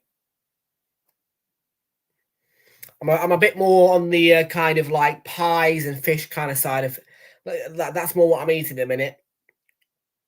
Lots of pie and fish, really. Not together though. Like when I say pie, I mean like steak and ale pie. Well, steaky kind of pies in a pastry. Thiago played through and only met the legs of Areola offside.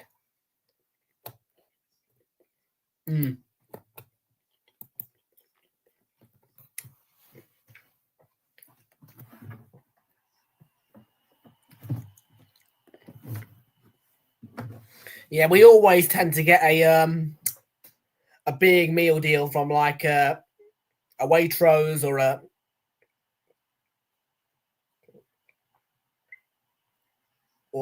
M&S, and yeah, Waitrose do a nice pie. Yeah, not for me. My grandmother likes fish pies.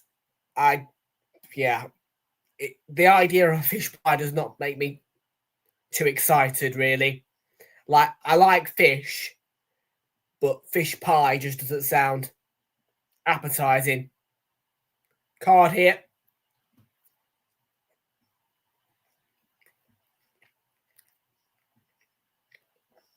Somerville, dissent. After being shown the yellow card, needs to be careful that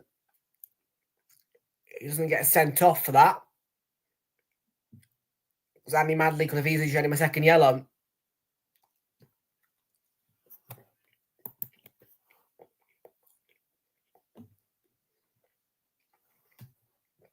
Oh, I'm with him. Yeah, I don't like mashed potato either. No.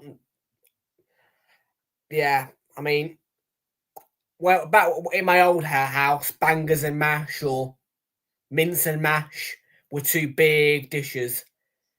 But both of them, I used to dread them.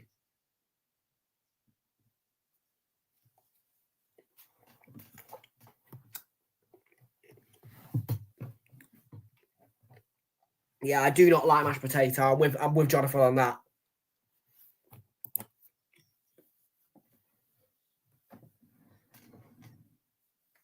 I do not like mashed potato. See, I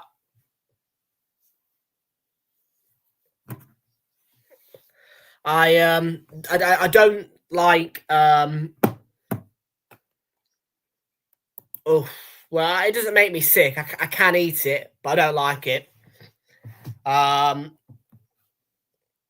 Yeah, I don't like shepherd's pie or anything like that.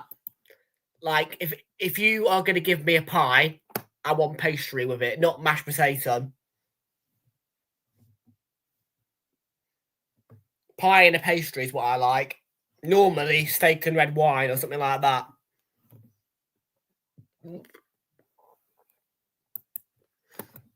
Nathan Clark, yep. Tomorrow, Arsenal Atleti.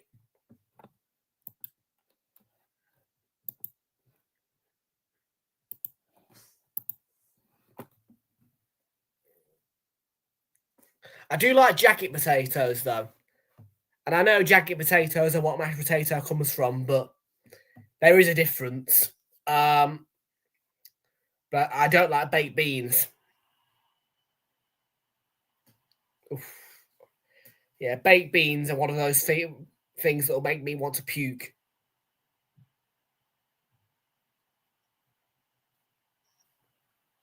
Somerville whips in the cross. Kelleher comfortable claim.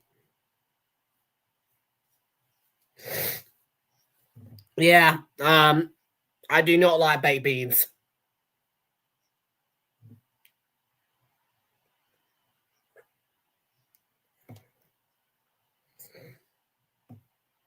And I like a lot of things that involve tomatoes, but baked beans, no. Baked beans are just one of those things where I mean, when I was younger, like in primary school, like we're talking infants, juniors, like infants or early juniors, I did like them for one point, but then never liked them again.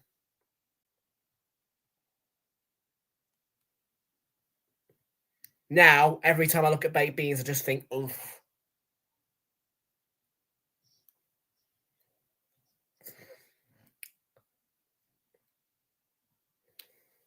Mushrooms on toast. I don't eat brekkie, to be fair. I'm not going to lie. I don't really eat brekkie. I mean, unless it's a Sunday morning or I'm going to college.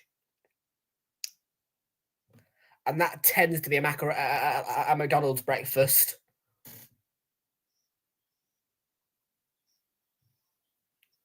Bowen, off target.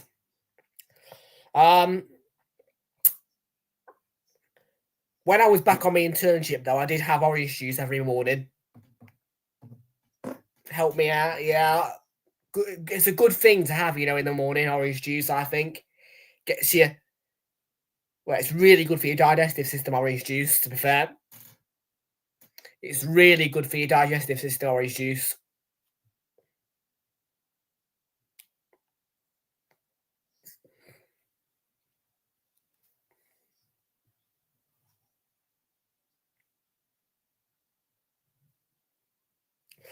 Yeah.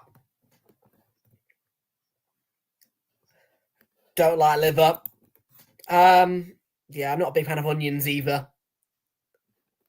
I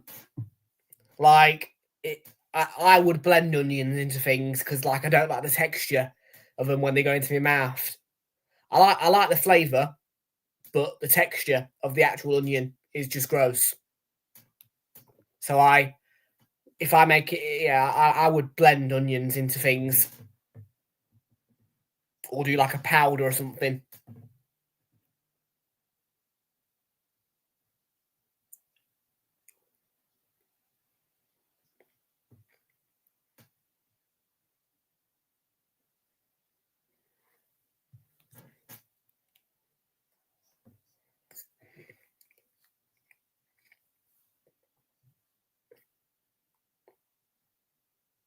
Oh, and also, another thing about me, I hold a fork in my right hand.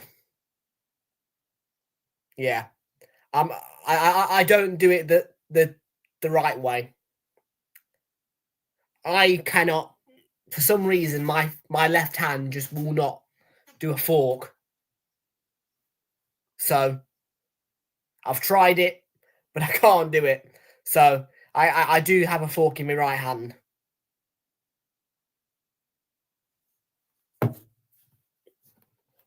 No, not today. I'm not that interested to be downloading Ludo. I don't really play games.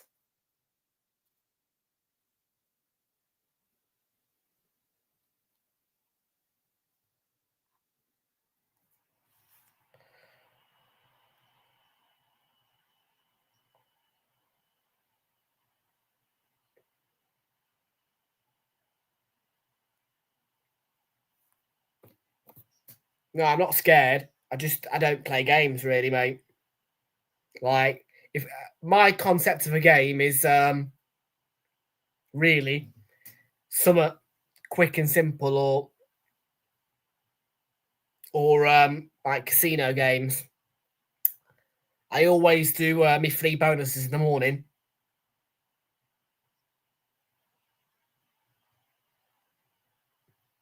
No, they're going to go down. They're going to go down. It's inevitable.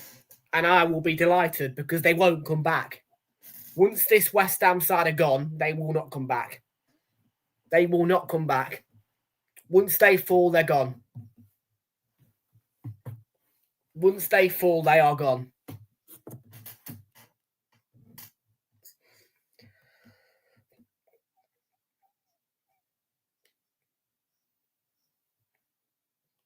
Well, Mikel Damsgaard stays done. It's going to be a double Brentford change. I probably will. Yeah. I think I'm going to do a.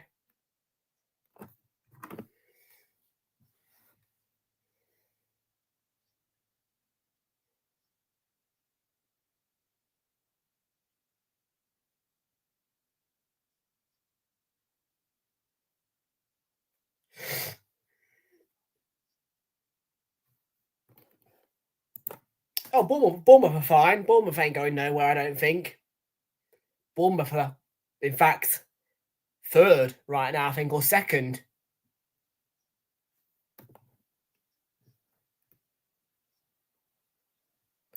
All right. Tottenham ain't going down. I mean, I'm an Arsenal fan, and I would love it if Tottenham went down, but Tottenham ain't going down. No, Tottenham just are being a bit weird, really. I mean, it was so, you know what I mean? Bournemouth at home, Villa at home, just weird defeats, really. Weird defeats. Frank's got to sort it out. Yeah, we'll be doing that on Friday.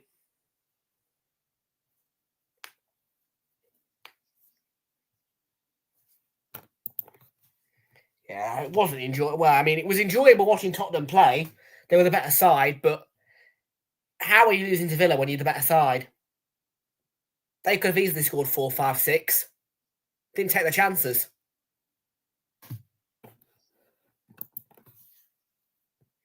Did not take their chances. And I felt like the urgency factor kind of went away of getting goals, really, because, yeah, I mean, the 2 Villa goals were freak as well. Like, they lost to 2 free goals.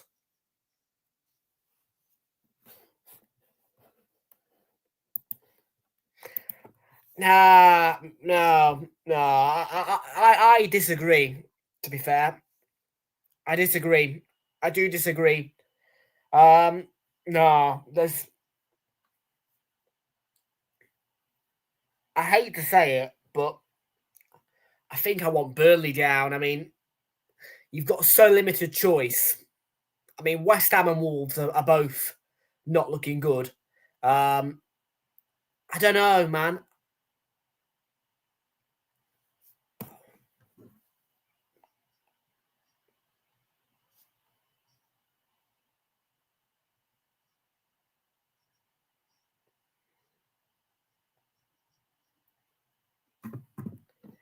Yeah, I mean, look, I don't think it would be healthy to lose Chelsea and Tottenham.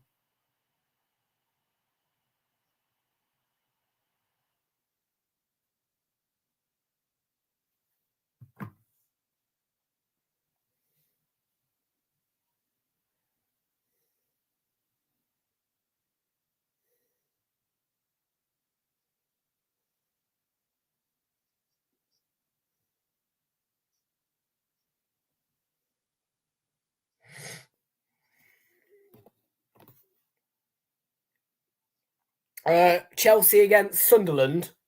I don't know, man. Chelsea are dodgy, to be fair. Chelsea are dodgy. But the Mackhams could win that. Sunderland above Newcastle, I think, right now.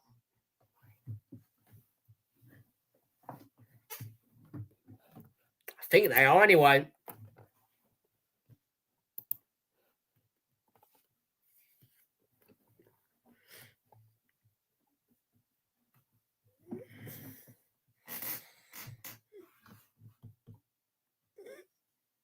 The Mackhams are, they're 5 points clear of Newcastle.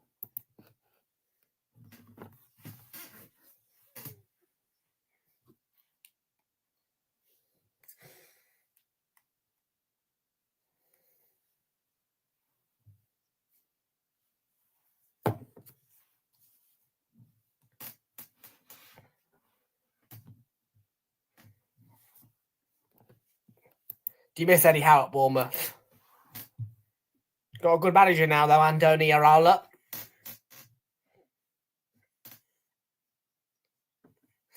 How would you feel if Sunderland finished the season above Newcastle? Kate and Jonathan.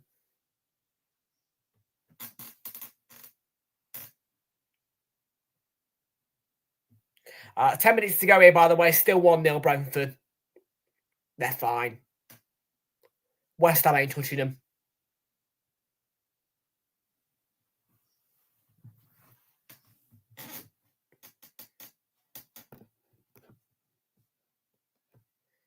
You go on strike. Yeah, well, I mean, yeah, surprised me.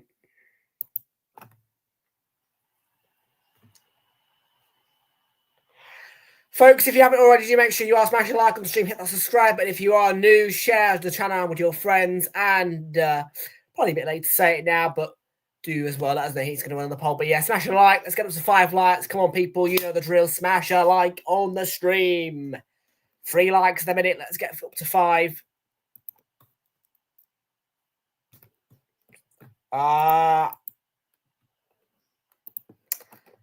Let's see. When is that? That's a while away, isn't it? I bet. Probably 10, maybe. No, it's not 10. It's 11.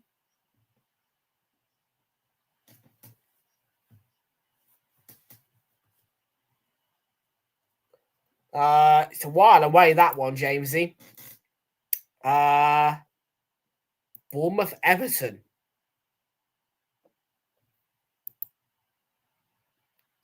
Oh, it's midweek. It's midweek. Match week 14. Yeah. It's they're all on Sky. Yeah. They're all on telly. So yeah. 7:30. Tuesday, 2nd of December.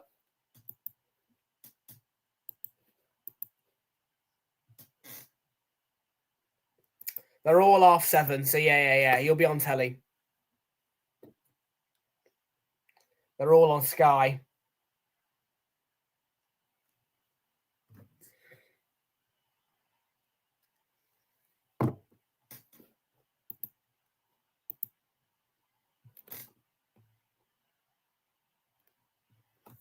And yeah, we're at home to Brentford.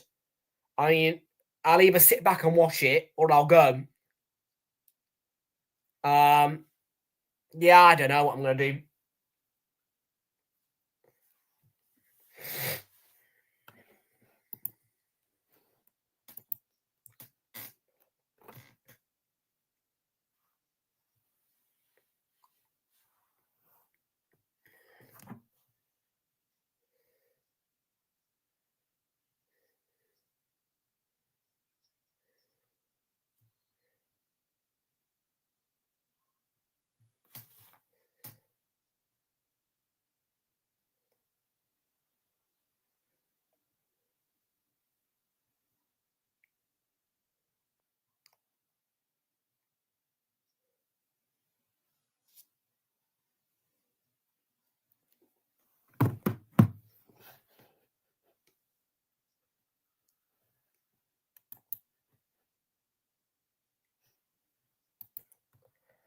We don't want that, do we?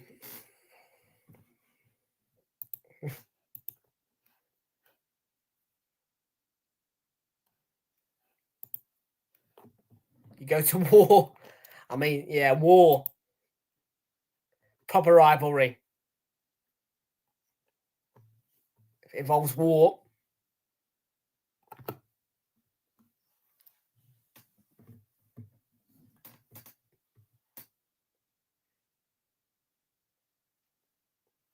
It's an odd selection. Match week 15. Fulham Crystal Palace at R4. That is odd. That is an odd one.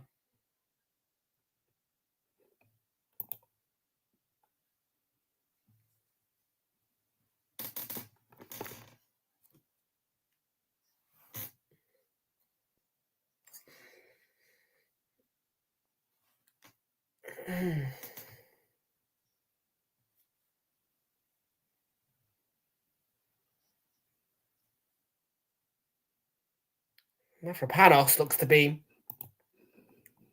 injured. Yeah, I mean, at the minute, I'm not really that fussed about what's going on with Liverpool, to be fair. I mean, I'm just... I mean, there's no point in getting all overhyped about it.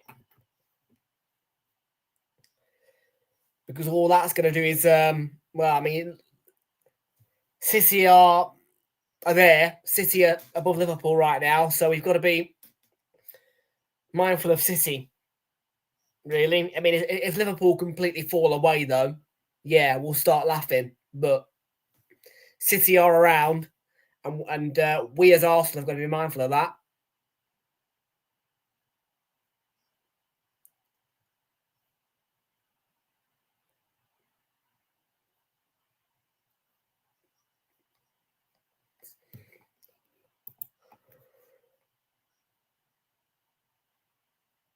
Well, Mavropanos is not looking good. Summerville's limping.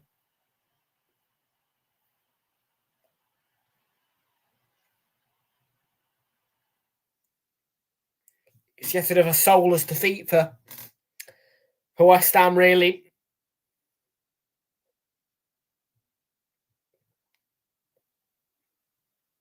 Brentford deserve it, though. Of course they do. Since about 25 minutes, half hour, first half, they've been playing brilliantly. I mean, second half's not been the best of watches, but yeah, first half was good. I mean, we'll have to see. I mean, they were poor against Manchester City, but then again, Liverpool are playing worse than United right now, as proven yesterday. So, I mean, I would expect Brentford to win that one. I think Brentford should be beating Liverpool.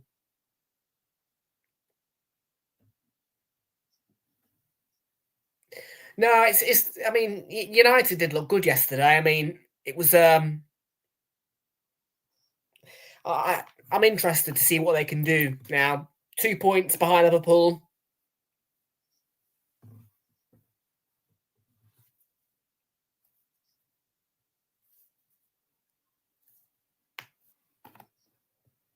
Yeah, it's a strange one. It's a strange one, actually. Man City, Bournemouth, R4. There's a couple of strange R4s, but hey, we do it. You know what I mean? We're here. That's right, yeah. TNT Sports. Yeah, I'm not in favour of that, really. But I'm gonna be doing the double header because of I mean, look, I'm well, it'll be a late tea for me.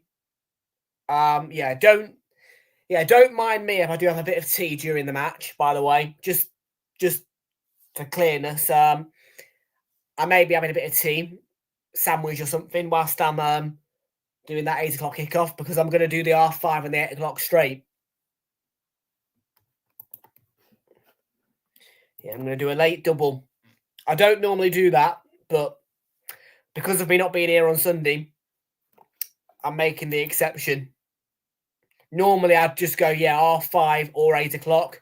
I would never normally do both. If there was a Saturday lunchtime, then yeah, the answer would be no 8 o'clock or no 5:30.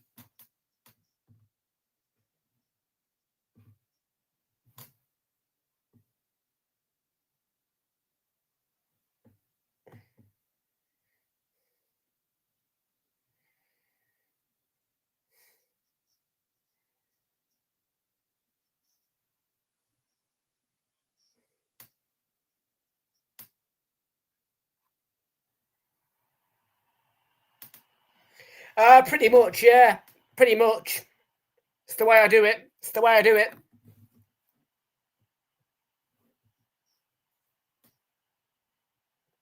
Yeah, got a late night though. Week on Wednesday. Carabao Cup, Arsenal Brighton at the Emirates. 3 straight games in attendance for me.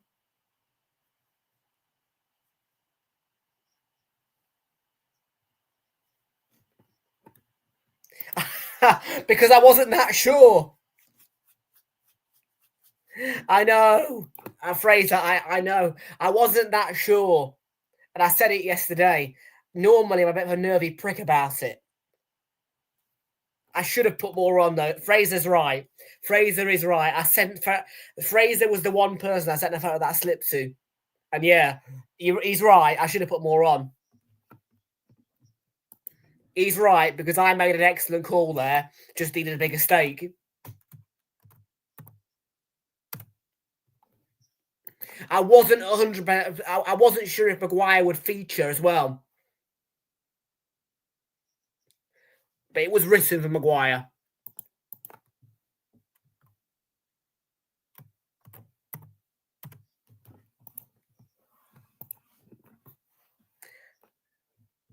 I'm not scared of betting. I'm just a bit of a... I don't know. I'm a bit of... Well, I don't like to lose bets. I'm a bit of a wimp. No. Yeah, no, you're... I mean, to be fair, I'm in profit at the minute. And I mean, I've got...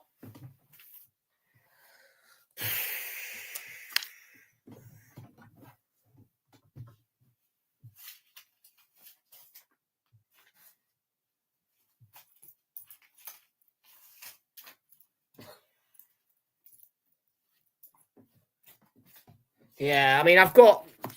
I mean, when you consider I've got all this, I should have placed more on. Because, yeah, 5, 10, 2, 3, 50 quid there. 7.25. That's why I've got a £5 here. And then I took 2 quid to Boyle Sports for this game. Yeah, we are Boyle Sports today. That's not a Ladbroke slip. Yeah, I know. I wasn't that sure he'd start. That's probably one of the things as well. I wasn't that sure he'd start. But hey, I spent a £5, made me money back, got an extra 2 quid on top. So...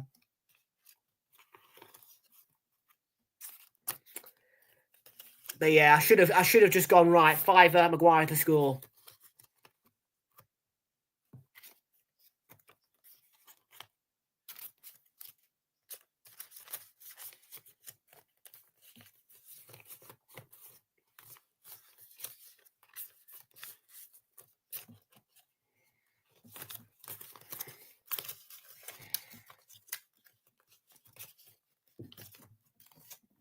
But no, I liked Man United's lineup. When I saw it, I was like, well, the pundits weren't happy with the lineup. I was like, yeah, good lineup. I thought Amorim put out a good lineup, personally. I thought Amorim's lineup was a good lineup. I didn't think he needed Sesko. And, I mean, Maguire could have come off the bench, but no, I liked Amorim's lineup yesterday. I do. He's not wrong. He's not wrong. To be fair, I just have them here, though, to kind of give me something to think about during the streams. Do you know what I mean? And obviously, I like to have plenty across the day. So I spread a £5 or whatever across the day, or sometimes a £10. But yeah, when I feel something, maybe Fraser's right, I should just go, yep, here to that machine. Because, yeah. I mean, what were the odds on it? If you've got the picture. It would. I mean, a £5 would have been £72.50. Jensen scored. Game over, and they get that second that they do deserve. The 4 minutes have gone up. I've just finished.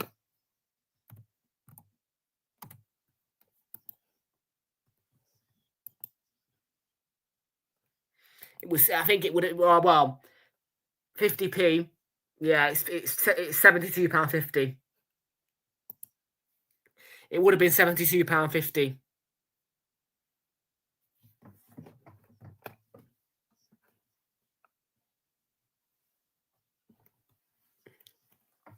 Well, I will at some point.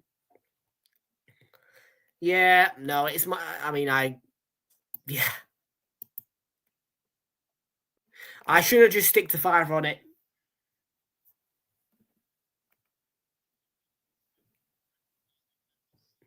Because it was a big, bold call, which was correct.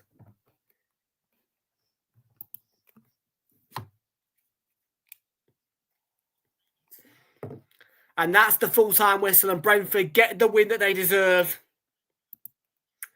And the final score is West Ham 0, Brentford 2. It could have been so much more. But only a 2-0 defeat for West Ham, as they just keep stepping closer to relegation. A change of managerial face clearly is not enough to save this team. Like I told you before, Potter got sacked. Nuno Espirito Santo is a great manager, but West Ham being saved is out of his ability. For Brentford, meanwhile, they've lost Thomas Frank, but they still are going strong despite not having their Danish maestro manager.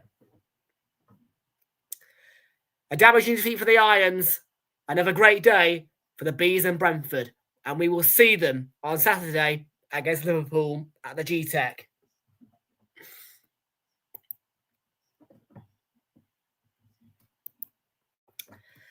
So, people, once again, then, we're going to round up this weekend now quickly for you. And it was rounded off beautifully with Manchester United's victory at Anfield yesterday.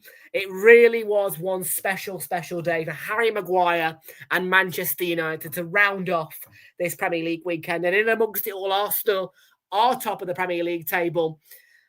And a real downer for West Ham, Liverpool and Forest, really. Forest have, of course, sacked Ange Postecoglou, but Manchester United, Arsenal, Manchester City, Sunderland, all feeling happy.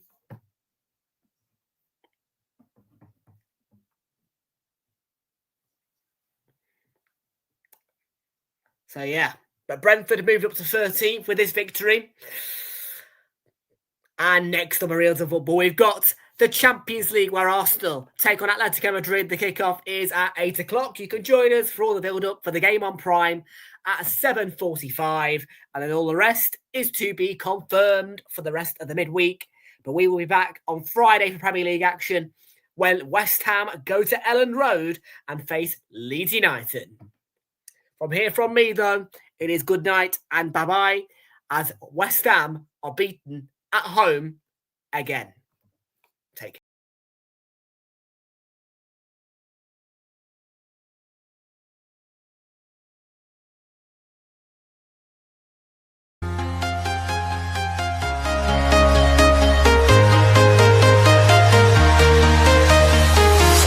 I'm walking alone, the streets are empty.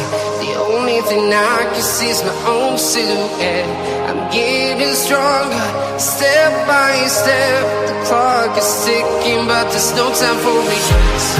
I've been flying from town to town, from London to Taiwan. I've been all around the globe, trying to protect your soul. We are heroes tonight. We will fly above the sky. We are heroes tonight. Yeah. We are heroes tonight. We will fly above the sky.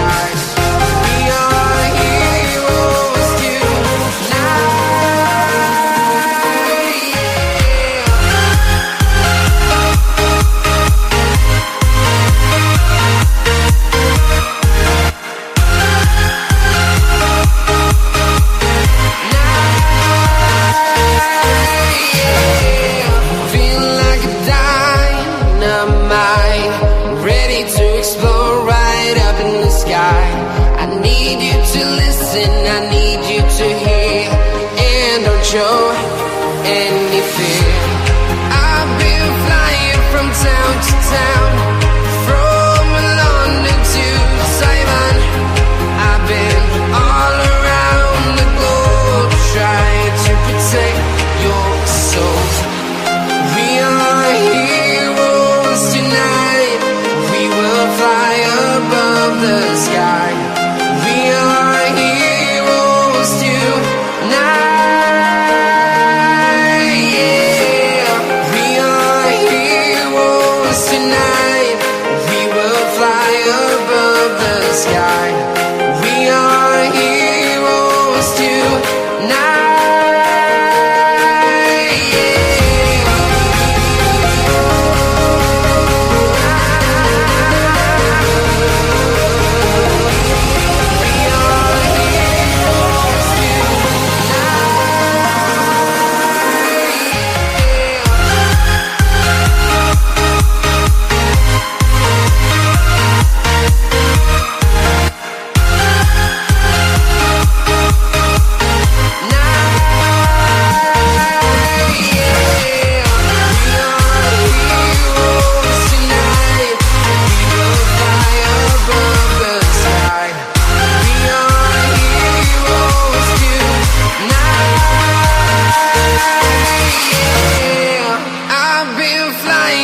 Town to town, from London to Taiwan. I've been all around the globe trying to protect your soul.